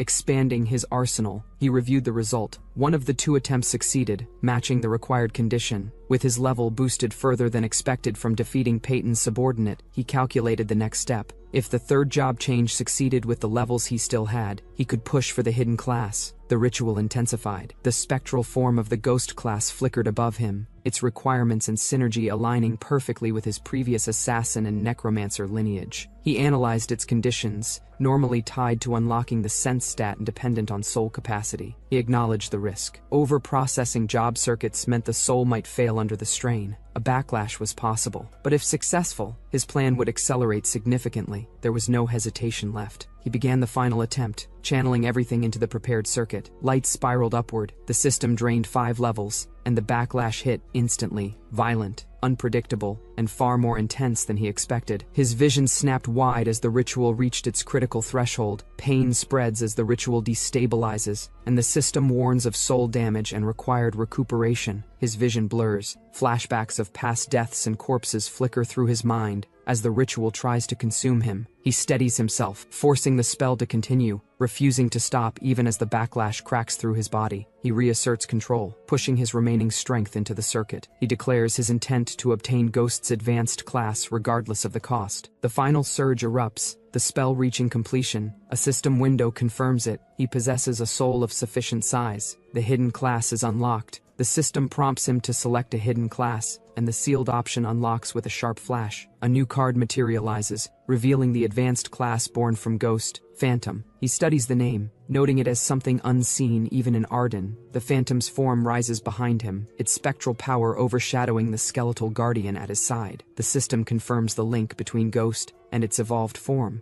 explaining that the fundamentals should remain similar. Ryun with blood-streaked skin smiles, claiming he finally acquired everything he wanted. He prepares to resume his original plan, standing before the ritual table where Ake's body lies drenched in dark energy. He reflects on Ghost's passive ability, enhancing a necromancer's power, and shifts his focus to the corpse of the 7th Circle Archmage he killed for this purpose. He begins channeling the next step, hoping the material holds together. If the attempt works, he believes he can shorten several stages of his plan at once. He activates the spell, calling forth the skill, Lich Creation. Normally requiring a necromancer over level 70, it becomes possible now because the material is a 9th Circle Mage. Power built inside Aka's corpse laid out before him, yet the surge cracked apart, dissolving into a failure screen that hovered mockingly in the air. Lich Creation had failed, but the system responded with a colder alternative, prompting the activation of a special undead. His eye widened at the sudden shift. Dark energy rippled outward, tearing across the room. Tendrils rose like living shadows, swirling around his body as the corpse dissolved into a storm of obsidian mist. The floor trembled, the air contorted, and from the spiraling void, a tall, armored figure emerged, silent, regal, and drenched in violet malevolence. The system confirmed success and asked if Ryun wants to name it. A column of light detonated into the sky, sending a shockwave across the estate. The cloaked guards who came with Ake turned in panic. They demanded answers, searching desperately for the young master they were sworn to protect. Ryun and Sun's body staggered from the smoke, charred clothes barely clinging to his skin. His steps were slow, measured, each one dragging the weight of the ritual behind him. The guards froze as he approached, dread creeping into their voices. He lifted his gaze and declared the truth with an unsteady breath. This chaos was the work of Ake. Before they could react, he spat the accusation at the knights, insisting one of Phaeton's own had betrayed him. His battered state made the claim obvious, yet he continued, pointing out how they still failed to understand. He explained how he had trapped the young master with an artifact, though the restriction wouldn't last long. With that, he announced his intention to flee with Ryun's sermon, using the others to stall for time. He climbed onto his horse, ordering the group to buy him enough time to return to the family. Reinforcements, he promised, would follow immediately. If they held their ground until then, he vowed they would be rewarded. The underlings recognized the urgency and prepared to move, watching him disappear into the dark forest. Later, the scene shifted to a military camp. The knights reported this as the last sighting of the young master. Inside the command tent, Sir Pyres listened. As a seventh circle mage of the Phaeton family, he questioned the report, demanding confirmation that no trace of Ake had been found. Frustrated by the incomplete information, he crushed the documents in his fist. If the report proved accurate, the implications were serious. He asked whether the group before him were the only witnesses to what occurred that night. The robed subordinate stepped forward, confirming that they were. Then suddenly he is cut down by masked knight without warning, his armor splitting as the slash drops him to the floor. Pyres doesn't look back. The body collapses behind him as he continues speaking. He reviews the disappearance of the young master, noting that one of Phaeton's fingers was involved in the sermon kidnapping. If word spreads, the families will face complications. A guard tries to halt him, blade drawn, but the intruder ignores the threat. The MA attacks, only to be disarmed and hammered aside with a single movement. The intruder steps forward through swirling frost, revealing a silver-haired warrior, none other than Alejandro. Under the moonlight, he asks what difference it makes if he advances. Under the moonlight, he asks what difference it makes if he advances. He declares that he will kill every one of them. Pyres reminds him that entering another family's territory without notice can be seen as an act of war. Alejandro demands the return of young Master Ryun. Pyres answers that Phaeton invited suspicion. A border barracks burned down exactly 1 week after Ryun vanished, alongside the strange underground structure they uncovered.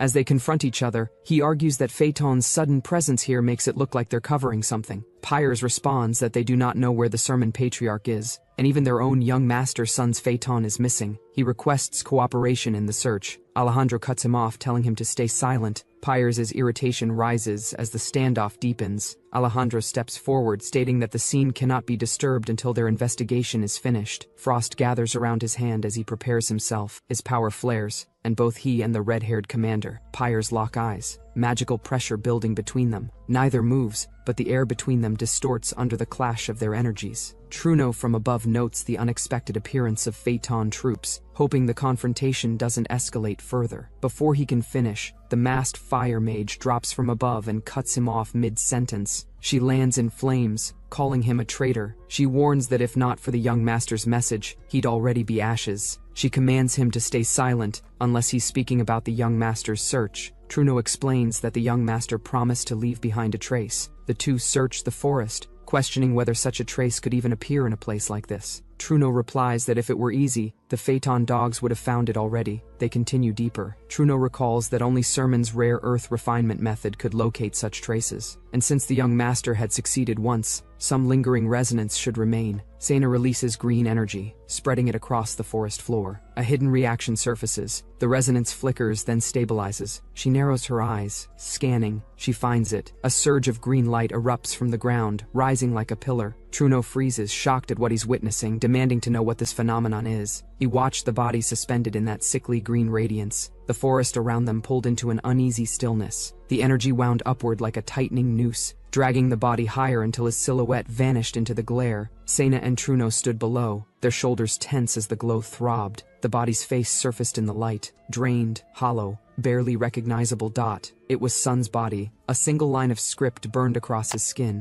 stark and deliberate. the message forming before their eyes. "I am the kidnapper. Please punish me." The spell released him. His body collapsed, and the glowing tablet dropped beside him, humming as it stabilized. Seina's gaze sharpened. She scooped it up with a flick, scanning its contents as her mask reflected green fire. Truno asked for traces of their young master. Seina barely answered, catching the faint shimmer of a letter tucked beneath the remnants of the ritual. She unfolded it, the paper glowing as the hidden imprint activated. The young master's words drifted through her mind. He had considered destroying the Faton family from within, but the family head's domain and soul transference made that path suicidal. If he returned as Ryun Sermon, the families might collide in open war, something the weakened Sermon estate couldn't withstand, so he chose disappearance. He left them this explanation, a final thread he hoped Seina would follow. Seina read in silence as Truno hovered behind her, confused. She finished the letter, flames curling around her fingers as she burned it to ash. They would return to the Sermon estate. War could not be allowed to ignite. Whereas somewhere, a lone bird burst into the sky at dawn, racing ahead as if carrying the weight of everything left unsaid. Its shadow skimmed rooftops and stone.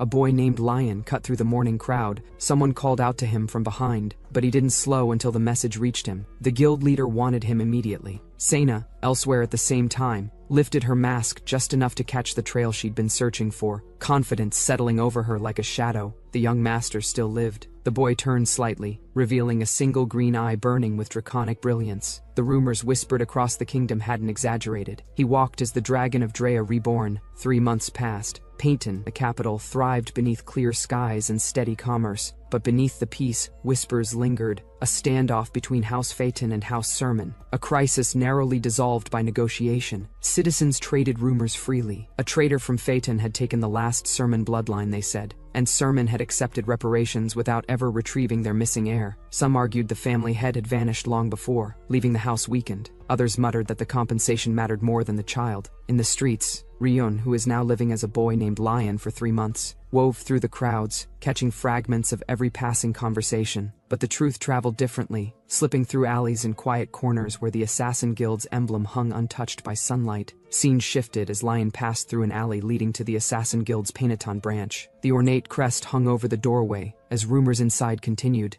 Executions, betrayals, and Alejandro's swift justice against a steward who had cooperated with the Phaeton traitor. Inside, Sapphire, the branch leader, leaned back in her chair, dismissing the latest wave of reports as things they already knew. Her companion growled into his drink, recounting the execution with simmering resentment. Sapphire only sighed, wondering aloud why one of the continent's few swordmasters had handled it personally. The door creaked open, drawing their attention as Ryun, who is now living as a boy named Lion, stepped in. Sapphire greeted him coolly. He returned the gesture with equal calm and approached. Duns asked whether he was here for the leader, and Lion nodded. Sapphire rose from her seat, the warm glow of lantern light framing her as she announced that today was the day. She lifted a sealed envelope and asked whether he understood its weight. When he answered, she confirmed it herself. It was a recommendation, naming him an official member of Martin. He only smiled faintly, noting he still had one test left. Sapphire smirked, agreeing that it was true. His first real combat awaited him, but she wondered aloud whether such a test could even challenge someone like him. Behind her, the guild banners unfurled, dragons flanking the emblem of Martin, the fourth largest among the assassin guilds. Founded by the noble family of Mount AK, Lion stood before her, silent and unshaken, while she assessed him with narrowed eyes. Considering he had reached the final test in only 2 months, she admitted, the speed was absurd. Lion sits across from the woman. She speaks of a remarkable talent born in their branch, someone who rose through the guild faster than anyone in a century. Lion listens quietly, the wax-sealed letter resting near his hand. She tries to downplay it, comparing herself to the branch leader, a renowned A-rank assassin.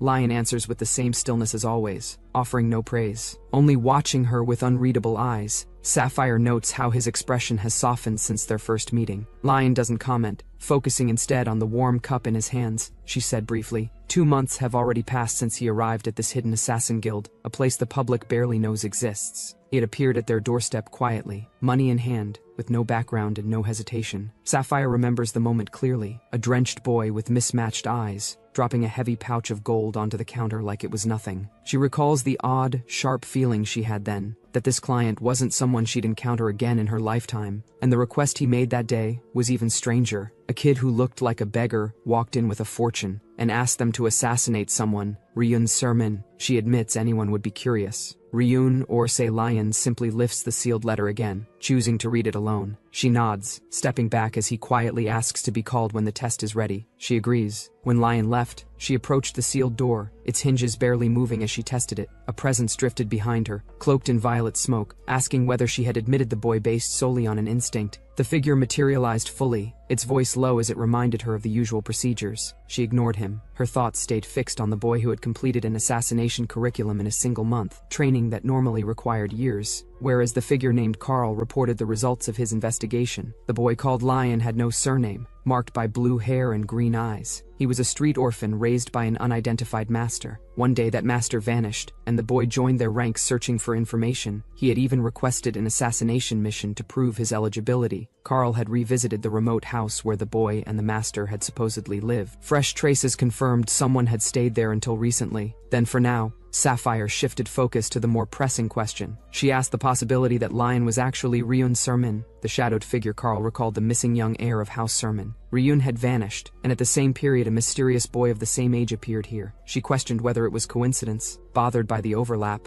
though she recognized the statistical impossibility. The masked figure asked why. She recited the known facts. Ryun Sermon lacked every form of talent, mana, combat ability, physical strength. His life had been marked by failure and ceaseless pressure. He was universally labeled the disgrace of the Sermon line. There was no plausible way he and Lion could be the same. The figure offered to continue tracking him, but she dismissed the idea. She refused to waste a valuable operative on something so insignificant. She murmured that Carl should focus on uncovering the truth about the Lion's master. Elsewhere, Lion sat quietly, green energy drifting around him, whereas Sapphire clearly ordered that if his master truly raised him, that person had to be extraordinary. Lion heard that through magic, and noted that the woman's intuition was sharper than needed. The necromancer's ability proved useful. Through souls, he pulled information from distant places. When he called for a status window, the golden panel revealed Ryun Sermon's stats. The levels spent during his job change had returned. He confirmed his investment into body domination had paid off, not just for altering appearance, but for concealing magic entirely. Not even mana detection could catch him. The skill had grown enough to deceive second-class assassins. Before 3 months on that day, the phantom materialized before him, swirling with green and violet energy. It awaited his command, awaited a name. He gave one, Kornak. The creature responded, its presence expanding, its stats and skills appearing like a player system. Strength, agility, magic, everything displayed in crisp detail. Ryun examined it with quiet calculation. A growing undead, phantom power fully realized. The creature's form solidified inside a purple frame, shifting like an evolving weapon under his control, and he recognized it for what it was, the true power of a phantom. He lifted his hand, green circuits pulsing beneath his skin as if the magic itself were thinking. He noted that the anomaly in his summoned creature wasn't mentioned anywhere in the skill description,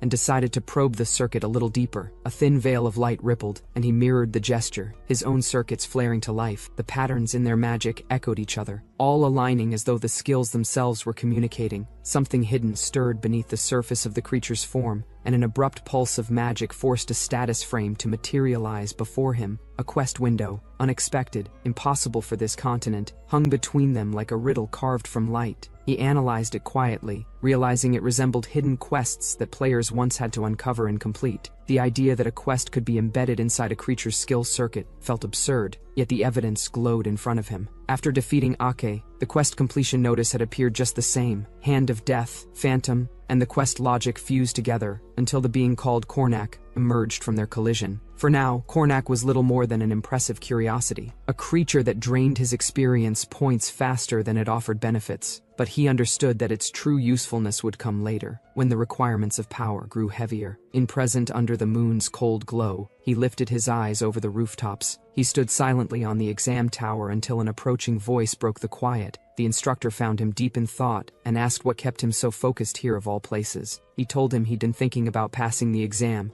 joining the guild officially, and maybe one day even earning the right to lead a branch in Marathon. He laughed, saying that at his growth rate, he might very well reach that point. When he mentioned there would be 3 examinees today, 3 potential assassins vying for the same position, yet only one could pass, he extended his hand as he announced the final trial to determine the newest guild member and the next 5th-grade assassin. The competitors stepped forward one by one. First came Pala, quiet but intense. Then Lip, her gaze sharper than steel. The 3 cloaked trainees stand under the cold city lights. As their instructor begins the assessment, he orders them to state the target's information. They report succinctly, The target is Alrog, 47, a merchant with a respectable shop. He travels with 3 guards, 2 bronze-grade warriors and a silver-grade mage, and is rumored to visit his young mistress every night. Their surveillance continues. The mistress's room is visited at the same hour daily, and the mercenaries stand away during that time. The instructor acknowledges their groundwork but challenges the flaw. The test is tonight, and there is no certainty the target will follow his usual pattern. He questions whether the trainees can handle the guards if things deviate. They hesitate, unable to answer. He reminds them that the guild gathers information for such gaps, then shifts the attention to Lion. Lion steps forward when asked to share the results of his investigation. With calm confidence, he hints that must I really say it. He explains that even if they complete the mission together, they will not all become official guild members, since only one person passes the exam. Lion states that he does not see a reason to share information. One trainee questions what that makes those who already shared their information. His companion responds that they are still comrades. Lion replies that he never learned anything about comradeship during training, surprising the other two. The instructor confirms this. He states that the exam is a test where individuals may use their abilities, but the important part is to apply what they learned during training. He adds that assassins naturally dispose of or use others as needed, and the boy's answer reflects the nature of an assassin. He asks if anyone has anything more to say. The 2 trainees behind answer no. The instructor then announces that from this point onward, they may freely assassinate the target. He watches the candidates run off and notes that one of them is promising. The trainer lost in his 3 months older thoughts. When group questions whether they are being asked to assassinate a kid, Sapphire explains the request. 10 third grade and 3 second grade assassins have been mobilized. The time limit is 3 days, and the location is restricted to within Payton. The reward for success is 100% gold, but failure requires accepting Loin into the Marcotte Payton branch as a special trainee. Trainer comment that the leader must be out of his mind. 3 days is unreasonable. Then he tells Loin to go hide, claiming he will find him within 10 minutes. That team eventually reports failure. They state the kid's traps and tricks are exceptional. Their superior keeps his word and tells Loin he will train him starting that day. He then reflects on the situation. It is not easy to become an official assassin of Martin, and this target has the highest difficulty ever designated by the branch leader. He considers that he might be witnessing a historic moment as Loin begins running forward to continue the test. Lion, or Se Ryun, drops through a window, shattering the frame as he lands inside the building. He completes his descent with controlled footing, and notes that he has successfully disabled the alarm magic and mechanical devices. He recalls that he had already managed to slip past the mercenaries, yet he had not expected additional guards. The men spot him and shout intruder as they give chase. He observes from behind a wall as a guard points down a path, ordering others not to lose him. He labels Pala as stupid and concludes that thanks to the distraction, his own progress remains smooth. He also notes that if Pala had not been caught, he would have been exposed anyway. He reviews the situation. The target has faced countless assassination attempts until now. During those times, the place the target always fled to was his actual wife's bedroom. Inside that room, the wife complains that taking a concubine was not enough, and accuses her husband of bringing assassins as well. The man insists it is not his fault, adding that the room has full safety precautions. She listens as he explains that the assassins are unrelated to him. The other trainee watches from a distance, confirming that security is better than before. The number of mercenaries has increased, identifies the mercenaries who always accompany the target rushing to protect him. Sensing the surroundings, detects the presence of 5 common soldiers nearby. Frontal breakthrough is possible and steadies his blade in preparation. Suddenly, the man lunged forward, shouting what she was doing and ordering her to put the blade down immediately, because it was dangerous. She said she had tried to endure it, recalling the times he whispered love to her in the past. She tightened her grip and admitted she couldn't do it anymore. She accused him of taking money from her family again. He attempted to explain it was because he lacked business funds. She cut him off, stating clearly that he had used that same money to buy gifts for his mistress. Then the knife drove into him. Blood splattered as he choked out a scream. She stared at the result, shocked, dropping the knife as blood ran down her legs. She muttered to herself, struggling to understand what she had done. She collapsed with another cry as her body gave way, falling forward onto him. Blood pooled beneath both of them. Voices approached. Someone shouted, asking what had happened to the madam. From the shadows, the trainee assassin noted that the target had died at the hands of his wife, and whether the mission counted as a success or a failure. Lion still hadn't shown up and found that strange. Later, at morning, trainee stood on the wall, concluding the mission had failed. Alrock had been killed by his wife, not by them. Lion stands watching the rooftop, whereas the female train notices that he has arrived before the others, and questions why he reached the location first. Trainer confirms that Pala has also returned safely. He explains that the residents inside the mansion suddenly began fighting among themselves, and because of that distraction, he managed to escape. Trainer adds that the assassination itself didn't fail. He reveals the reason: Lion completed the mission. This leads to confusion among the group. The leader, Trainer repeats that the mission is counted as completed because Lion was responsible. He elaborates by showing the evidence, the target. The explanation continues. Lion made Alrock's wife kill her husband. When asked how he achieved it, Trainer turns to Lion for clarification. Lion thinks briefly, predicting they already assume he will respond in his usual way. He finally agrees to explain and states that he will tell them. The female trainee reacted with surprise, and the narration shifted to explain the situation. The solution, shown through the figures of Alrock, his mistress and his first wife, lay between Alrock and his first wife. As the sun set over the city, Lion clarified the misunderstanding. When asked whether he had used the assassination target's internal affairs, she wondered if the branch leader had told him the target beforehand. Lion replied that he learned Alrock's identity at the same timing they did. Alrock was well known in Rainton, so identifying him simply by name had not been difficult. Trainee confirmed that Alrock was a liquor distributor and had taken in a new mistress. The information about the guard's rank in the mistress's bedroom had also been accurate. Lion stated that he had already finished investigating that information before they received it. He lifted a finger and continued. While the other two were still considering assassination methods, he acted based on his pre-prepared plan. That comment surprised both trainees. Girl asked him how he gathered the details so quickly. Lion corrected her. He had not only investigated Alrock, he had investigated everyone in the city who had a bad reputation or was at risk of assassination. He had collected information on all of them. A scene showed him gathering information among the townspeople. By getting close to the merchants and residents sensitive to rumors, he gained detailed knowledge. His 2-month training period provided him enough time to make preparation sheets for each potential target. That allowed him to respond immediately once the target was revealed. Both trainees silently recognized that he had studied the entire situation in advance, not only what was required for the exam. During this process, Lion discovered someone who held a deep grudge specifically against Alrock.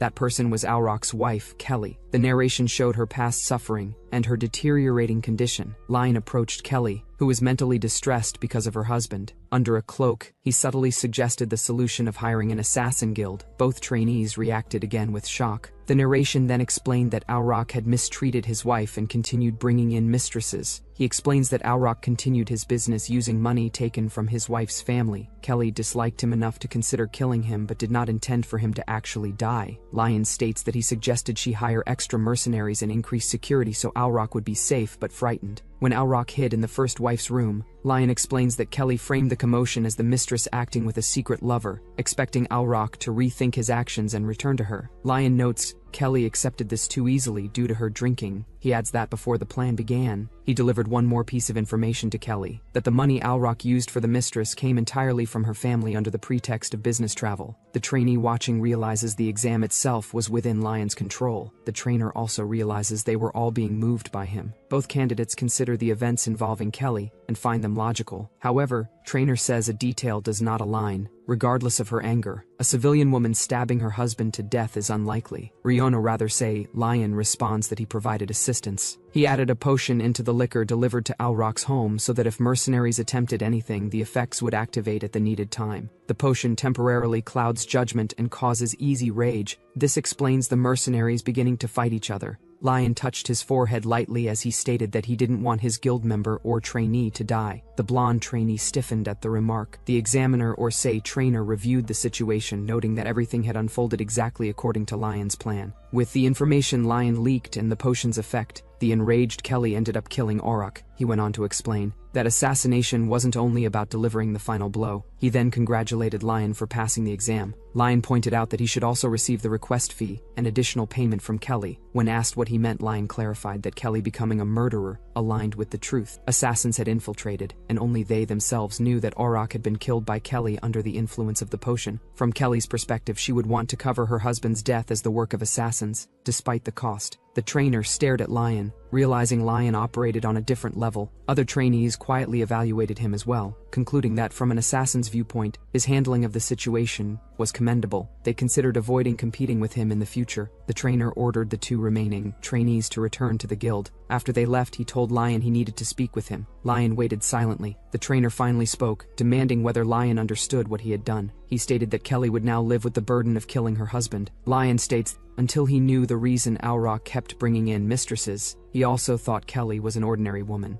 Lion states that all mistresses Alrock brought so far were handled by none other than Kelly. Alrock also ruined many lives with his illegal business. He explains that Kelly only stepped forward once. She was unable to handle the situation on her own. Alrock was tired of her but continued bringing in mistresses despite knowing what would happen to them. Lion states that the dead mistresses were viewed as simple disappearances, hidden by Kelly's family's influence. The families of those women are frightened and would not oppose Kelly. He adds that these facts were newly discovered during the investigation. He concludes that even if it was an exam, the request was still assassination. Even if Kelly didn't wish for Alrock to die, the guild receives full payment only if the target dies. He says an assassin does not judge whether a target deserves death or evaluate the client's circumstances. If conscience interferes, it does not stop being murder. Killing for money has no need for questioning reasons or methods. He says Kelly never stated she refused to kill her husband herself. She tried to use the guild's request to complete the act in her own way. Since assassins were undeniably involved in Alrock's death, the outcome stands. Lion tells the instructor that if he wants humanity, he must grow more powerful. He must grow strong enough to change things from the root. He adds that no matter how much the instructor searches for conscience, nothing changes under an assassin guild. After this, he leaves. Later, Lion appears at the guild hall. Sapphire congratulates him on passing the exam. She declares that from this moment onward, he is an official member of Martin and is classified as a 5-star grade assassin. Before Lion can say anything, the system declared his task complete. Another system notification descended, chiming as it informed him of the level he'd earned. The room watched him, faces shifting between disbelief and uneasy curiosity. Respect, unexpected and reluctant, followed close behind, stacking itself into tidy notifications he barely glanced at.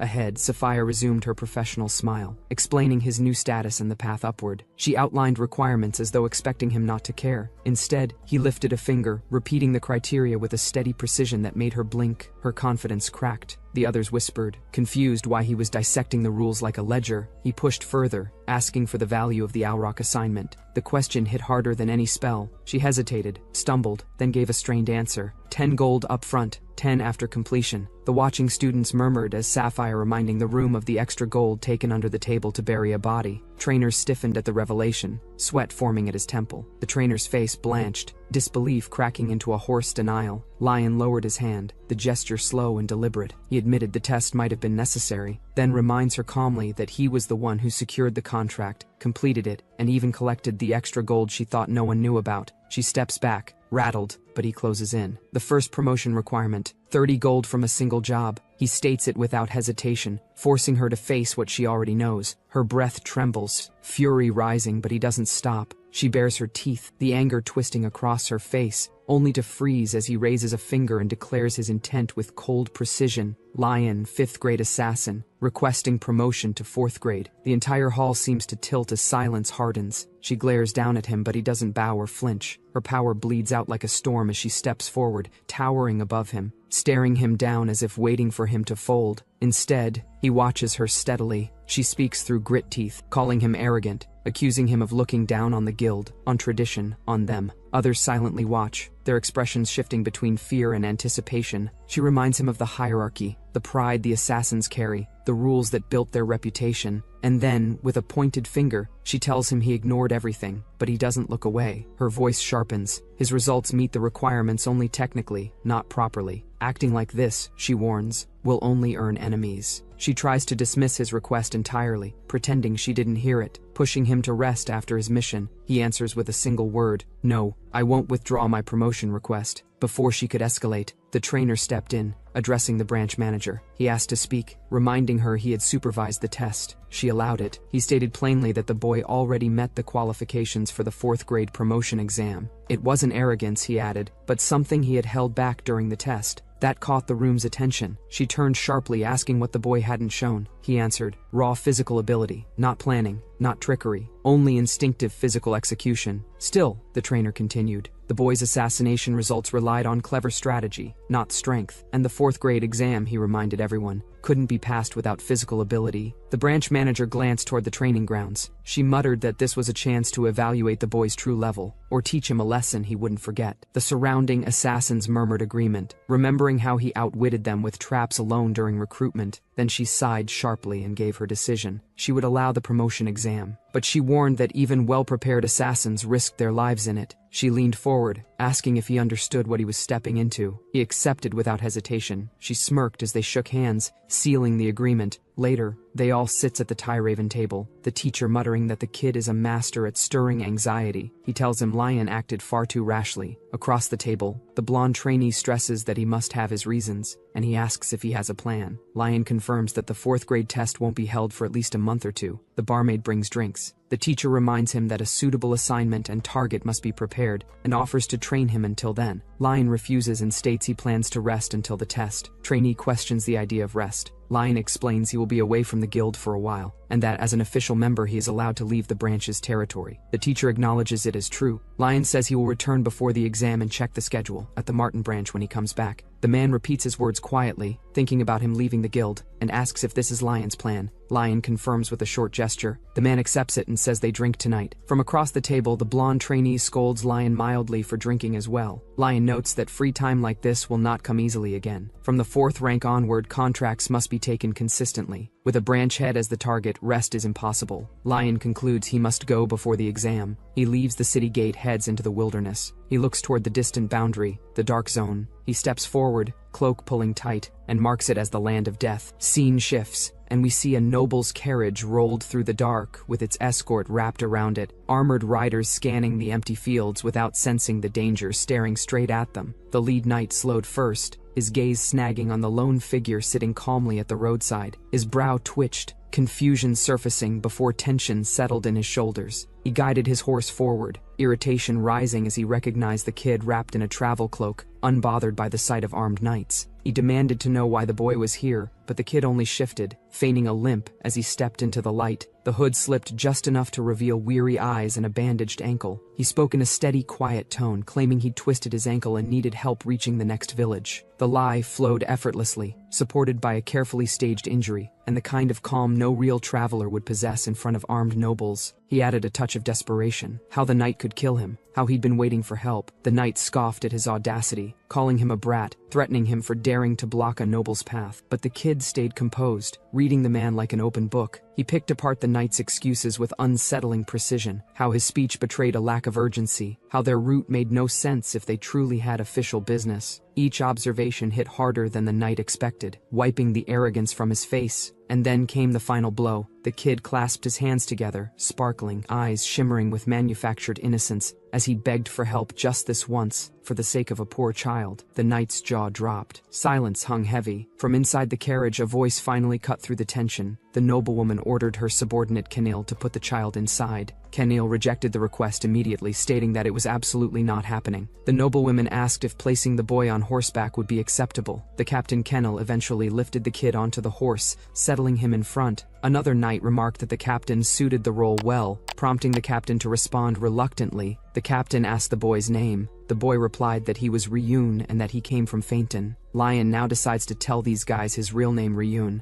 but not the Sermon's surname. Also, he is not in his Guild's territory right now, so there's no need to pretend like the name Whole Gold No. Lion. Ryun then added that he owed his life to the young lady. The captain acknowledged this, telling him to be grateful he had met her. Ryun simply smiled in response. The narrative shifted as Ryun explained that their meeting wasn't coincidence but planned. The Rose family, those who bore the rose emblem Saintine Rose, required escort, and he had to accompany her. Before departure, he had been surveying the route for potential dangers. During that time, he realized the Rose family's procession would be following the same path. The family had been living quietly in a remote region of Feinstroy, but after the family head unexpectedly died, she had been forced to flee. Being minor nobles on the frontier, those serving as her guards weren't trained knights. They had only been mercenaries for the Rose family. But once she went into exile, they were granted knighthood. One of the men commented on the hardships the young lady had to endure. Ryun noted that this was everything he had been able to gather: the death of the family head and Saintin Rose's exile. He wondered how House Sermon was involved in the situation. Kapatin questioned whether House Sermon was truly behind it. Another knight added that he had heard something. The report states that Sermon assassinated the family head to hide proof of collusion. Ryun reacts sharply at the claim. Night covers the camp. The sky is lit by the moon. Group rests around a fire, tents and a wagon nearby. A few knights stand alert with their horses. Others cook over a pot while one sleeps. Ryun sits by the wagon reviewing what he learned today. From the contact and gathered information, he concludes that the Rose family's fall originates from a recent conflict. The conflict was between House Sermon and House Phaeton. Sermon belongs to the kingdom of Dargon, Phaeton to Feinstroy. The connection began when the Rose Heir, stationed near their territory, became a knight for House Servan. During boundary duties in the Dark Zone, the heir was killed by monsters. Servan, honoring him, promised significant aid to the Rose family. Another noble house, the Anil family, opposed the Rose family's rapid rise under Servan's support. Anil communicated with Phaeton, using the tension between both families. This escalated into the assassination of the Rose Heir. Behind the dispute, rumors claimed the Rose family acted secretly for Servan, and that Servan fabricated the cover-up by killing the Rose family. The Rose family later discovered that the heir's death was orchestrated by the Anil family, and protested. But against Phaeton's growing strength, supported by Servan's decline, their resistance failed. After losing their head and falling in status, the Rose family set out into exile toward Dargon. Few individuals knew the correct internal circumstances. Keenel, knighted to protect Gent and Rose, stayed loyal. Some retainers also remained inside the Rose household. Even they were assembled hastily by Keenel. Their path into exile would be dangerous. The camp lies quiet under the night sky while the young lady sleeps inside her tent, curled up on the bed. Captain mutters that the Ani family's second son had been staring at her. It isn't House Sermon that's rotten, but House Phaeton and the Ani bastards. Around the fire, Captain says the truth is that the asylum request was only possible because House Sermon secured the kingdom of Daron's approval. He adds that Sermon even scraped together the last of its strength to support them. He raises a hand in a casual salute, calling for a toast to House Sermon. Laughter follows as bowls are lifted. One knight offers Ryun another bowl of soup, and he accepts. The knight apologizes for boring him, but Ryun answers that it was interesting. Internally, Ryun notes that if they only knew how deeply he's tied to House Sermon. He's asked whether he's sure everything is alright, traveling with them, sharing stories, when he was the one blocking their path, begging for help. Ryun only chuckles. Another knight observes that Captain Kennel seems lighter after venting, but they agree the one suffering most must be Lady Saintin Rose. Ryun drinks quietly, thinking the real problem is Saintin Rose. Maybe the knights are inexperienced, because neither Kennel nor the others have realized how dire things are, nor sensed the danger racing toward them. The Ani family, who conspired with Phaeton, won't settle for just killing the Rose family head. They especially want the second son. Word spreads of assassination requests. He's not even 20, yet he's already had 3, all rejected for being too risky with poor pay. A vicious brute preying on the weak and poor, paranoid about his own safety, surrounded by guards, nearly impossible to assassinate. If someone like that has his eyes on Saintine Rose, the threat is severe. Ryun realizes this is no time to sit in a peaceful little camp. He slips away into the woods, confirming a tail has been following them. He considers taking them out, but decides traps are more efficient. He sets them along the route,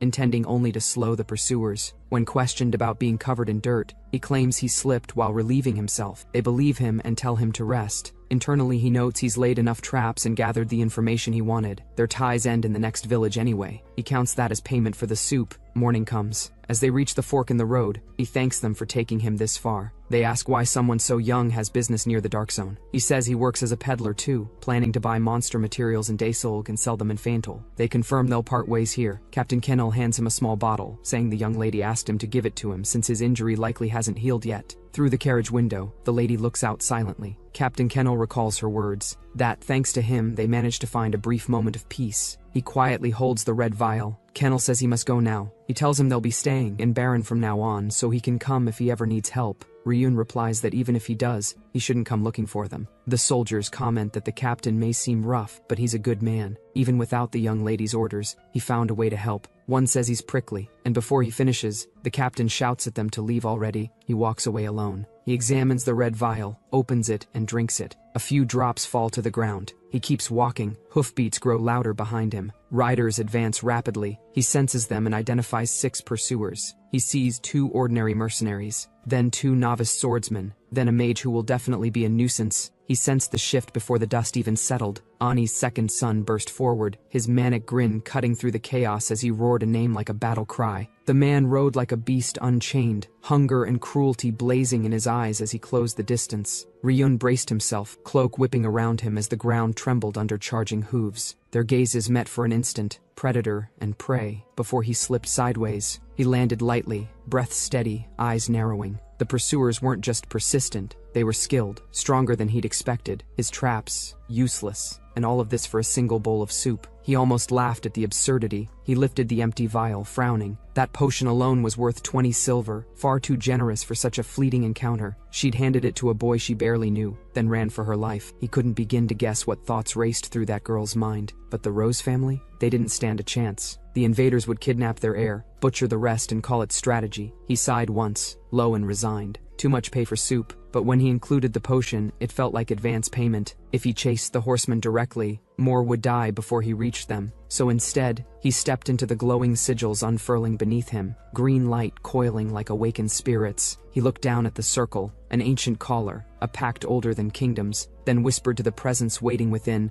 "If I borrow your strength, we can end this quickly." The air split with a pulse of magic. A figure rose within the circle, lean, sharp-eyed, wrapped in emerald fire. Ryun lifted his hand, the summoned spirit mirroring the motion like a dark reflection. This would be Kornak's first task, whereas the escort advances down a dirt road toward the mountains. Riders surround the carriage. Captain Kennel glances back and says they need to hurry. He informs the lady that they will be moving faster and asks her to bear with the carriage shaking. One of the knight asks why the sudden change. The captain answers, "Pursuers, mana users, are on their tail." He shouts that the border is right ahead and orders everyone to move. Two knights, Chaku and Gaian, are told to take the lady straight to the border if the pursuers catch up. Once they reach it, even the Ani family will not be able to touch her. They will not risk provoking the barren border guard. He tells them to go, and that he will buy time. The knights answer that they will meet him at the border. He thinks that the Ani knights are far above someone like him, who is knighted only by luck, but he is still a knight of the Rose family. The pursuers appear. He confronts them and demands to know who they are to chase the carriage of House Rose. He orders them to withdraw at once and warns that if they refuse, he will take their heads without mercy. One of the hooded riders laughs and repeats his words, asking if he intends to take their heads. They mock him, asking if he thinks being knighted makes him something. Captain Kennel recognizes him. G. Garuta Ani, one of the underlings Ogji Garuta, warns him about revealing his identity, but he replies that they are going to kill all of them except the lady anyway. He orders his men to bring the woman before they reach the border. They respond with "Yes, sir." They charge forward. Captain Kennel yells, demanding where they think they are going. An explosive spell lands. He reacts in shock. He identifies the attacker as a mage, and notes that they are at least second circle. Garuta says this guy will handle the knight himself, night to night, and adds that it will not change the fact that the knight will die here. Keno recognizes the other guy with Garuta, Captain Saiso. He wonders why the former captain of the Rose Knights is here. Garuta answers, "Money." With the Rose family gone, he asks if they expect him to starve. Garuta says it has been a while, so they should entertain him properly. Captain Saiso steps forward into the fight. Their blades clashed. Kenil demanded to know if they had no sense of knighthood left. Captain Saiso scoffed that the world had changed. There was no chivalry left in Fenestroy. He struck again, urging Kenil to give up. With his talent, he could still swear loyalty to a better lord. Kenil spat back not to spout nonsense. The enemies discussed finishing him and assumed Shenton must already be captured. Captain Saiso offered cold apologies before attacking, but a sudden blast struck him from behind, sending him flying. Captain Saiso jerked around in shock, demanding to know who it was. A green vortex tore open, and a glowing figure emerged, eyes blazing. Power wrapped around them as they struck Captain Saiso, burning through his armor. Energy spiraled again as the figure, none other than Kornak, gathered more force. They launched forward, overwhelming the battlefield with a storm of green magic, forcing the enemies into panic as the attack consumed the area. Captain Saiso dropped to a knee, poison eating through him as her power thickened the air. Above him, the spirit and the cloaked boy Ryun aligned like two halves of one presence. He demanded payment, his voice cutting through the battlefield. At some distant thrum followed, and a soldier's visor cracked in the distance before the man collapsed, his blood soaking into the dust. A second fell moments later, his body thrown beneath a shattered wagon wheel. The two surviving knights steadied themselves, trembling as the toxic air thickened. One muttered that the force was far beyond anything they could withstand. The other stared at the assassins closing in, their orange hoods swaying lazily as if they were already bored of the hunt. One waved his blade carelessly, telling them to crawl away if they planned to cling to their title as knights. The pair could barely stand. Before the finishing blow came, a calm voice cut through the chaos. The young lady Sentin Rose stepped from the carriage wreckage, her dress torn, her red hat casting a shadow across her eyes. She thanked the knights for lasting this long, then lifted a dagger to her own throat. She said she would go with them if the others were spared. If not, she would die here and now by herself. She warned that their employer would not want that outcome either. The attacker identified her as Saintine Rose and claimed she was misunderstanding something. He explained that since she never reached Daron, she was no longer a noble or anything at all. He said he had no reason to listen to her. She reacted with alarm as the man swung his blade. He threatened to show her what happens when rebelling against a knight who can wield mana. He grabbed her and held a blade to her. A knight shouted for his lady. She flinched as the attacker tightened his grip. Suddenly a figure dropped down and struck the attacker's head, knocking him away in a burst of blood. Saintine reacted with shock. The hooded figure continued the assault, forcing another attacker back. The injured man demanded to know who the intruder was. Ryun said he had been planning to cover his potion debt, but, after dealing with trash, he figured he would still owe money. He kicked the man aside and asked if Saintine intended to pay for the potions and salves up front. Saintine stared, whereas Ryun mentioned about hiring a Martin assassin for this request. She repeated the word Martin, then assassin. Shocked, the defeated man wondered why Martin would be here, and why someone from Martin would help the Rose family. Saintine recalled the Martin emblem, and wondered if, being Martin, he was a direct descendant of Hessian. She shouted 30 gold. He noted she was quick to understand the situation but added there were conditions. He told her to write it down. 30 gold, he explained, was barely enough to take down the knight she had just seen, let alone deal with the family's second son, the former Rose Knight commander. He added that even a 3-circle mage would find that amount far too little. The beaten knight cursed him. Ryun ignored him and told Saintine to decide quickly. If the contract wasn't finalized, he had no reason to stay. Saintine realized that if he left now, their entire escape plan would collapse. She clenched her fist and decided there was no time to worry about consequences. She resolved that, if it was for protecting the family, she had no choice. Saintine hesitated, sweat forming on her lips, then promised she would give him everything he wanted. She pleaded, and Ryun accepted. Green energy rose around him. The wounded man muttered about Ryun calling himself an assassin while showing his face. He recalled how people claimed assassins should hide their identity, but Ryun dismissed it as something only timid cowards said. Ryun added that a real assassin made no mistakes, and stayed confident even when revealed. Ryun moved, striking the man and cutting him down. Blood scattered as the man collapsed. Saintine glared at Ryun. Ryun reflected on his first official contract as a Martin assassin, and how the reward was everything the Rose family owned. He considered that such a reward required a fitting reputation. The injured man shouted for him not to speak nonsense, and questioned whether Ryun thought he could defeat them so easily. Ryun simply questioned who us referred to. Suddenly another knight attacked Ryun from behind, but he dodged while he crashed to the ground, sliding to a stop at the knight's feet. The knight mocked him, asking how long he planned to stay down. Another reminded him the opponent was a Martin assassin from House Asani and should be taken seriously. Ryun rose with green energy coiling around him. The knights attacked together, claiming his job from the Rose family was a mistake and boasting about their synchronized, position-shifting swordsmanship meant to make him regret it. Ryun muttered that he had heard enough. A system window flickered to life, stating that body control had activated. His movements sharpened as another window appeared. Body acceleration activated. Green aura surged as he closed the distance instantly. One knight swung and missed, shouting in frustration. His partner scolded him for acting alone, insisting they match timing and counterattack together, but Ryun repeated that it was already too late, and placed his hand on the man's face, stating he had already hit them with body weakness, blackout, and auditory distortion skills. The man realized it was a curse-type skill. Green energy surged over him as he shouted, accusing Ryun of even having necromancer abilities. Blood burst across the battlefield as Ryun launched his next strike, cutting through the man. He followed by telling him to feel the suffering of the dead left behind in the Rose family, ending the fight as the man screamed. A sunrise spread across the mountains and a caravan stood by the water, with horses and survivors regrouping. Kenil hurried forward, calling for his lady. Covered in dust and blood, he approached and asked if everyone was okay. From the group ahead, Saintine called out to him by name. Saintine brightens when she sees him and says he's safe, relieved that he's unharmed. She watches him quietly, while Kenil checks on Cyan and Chaku,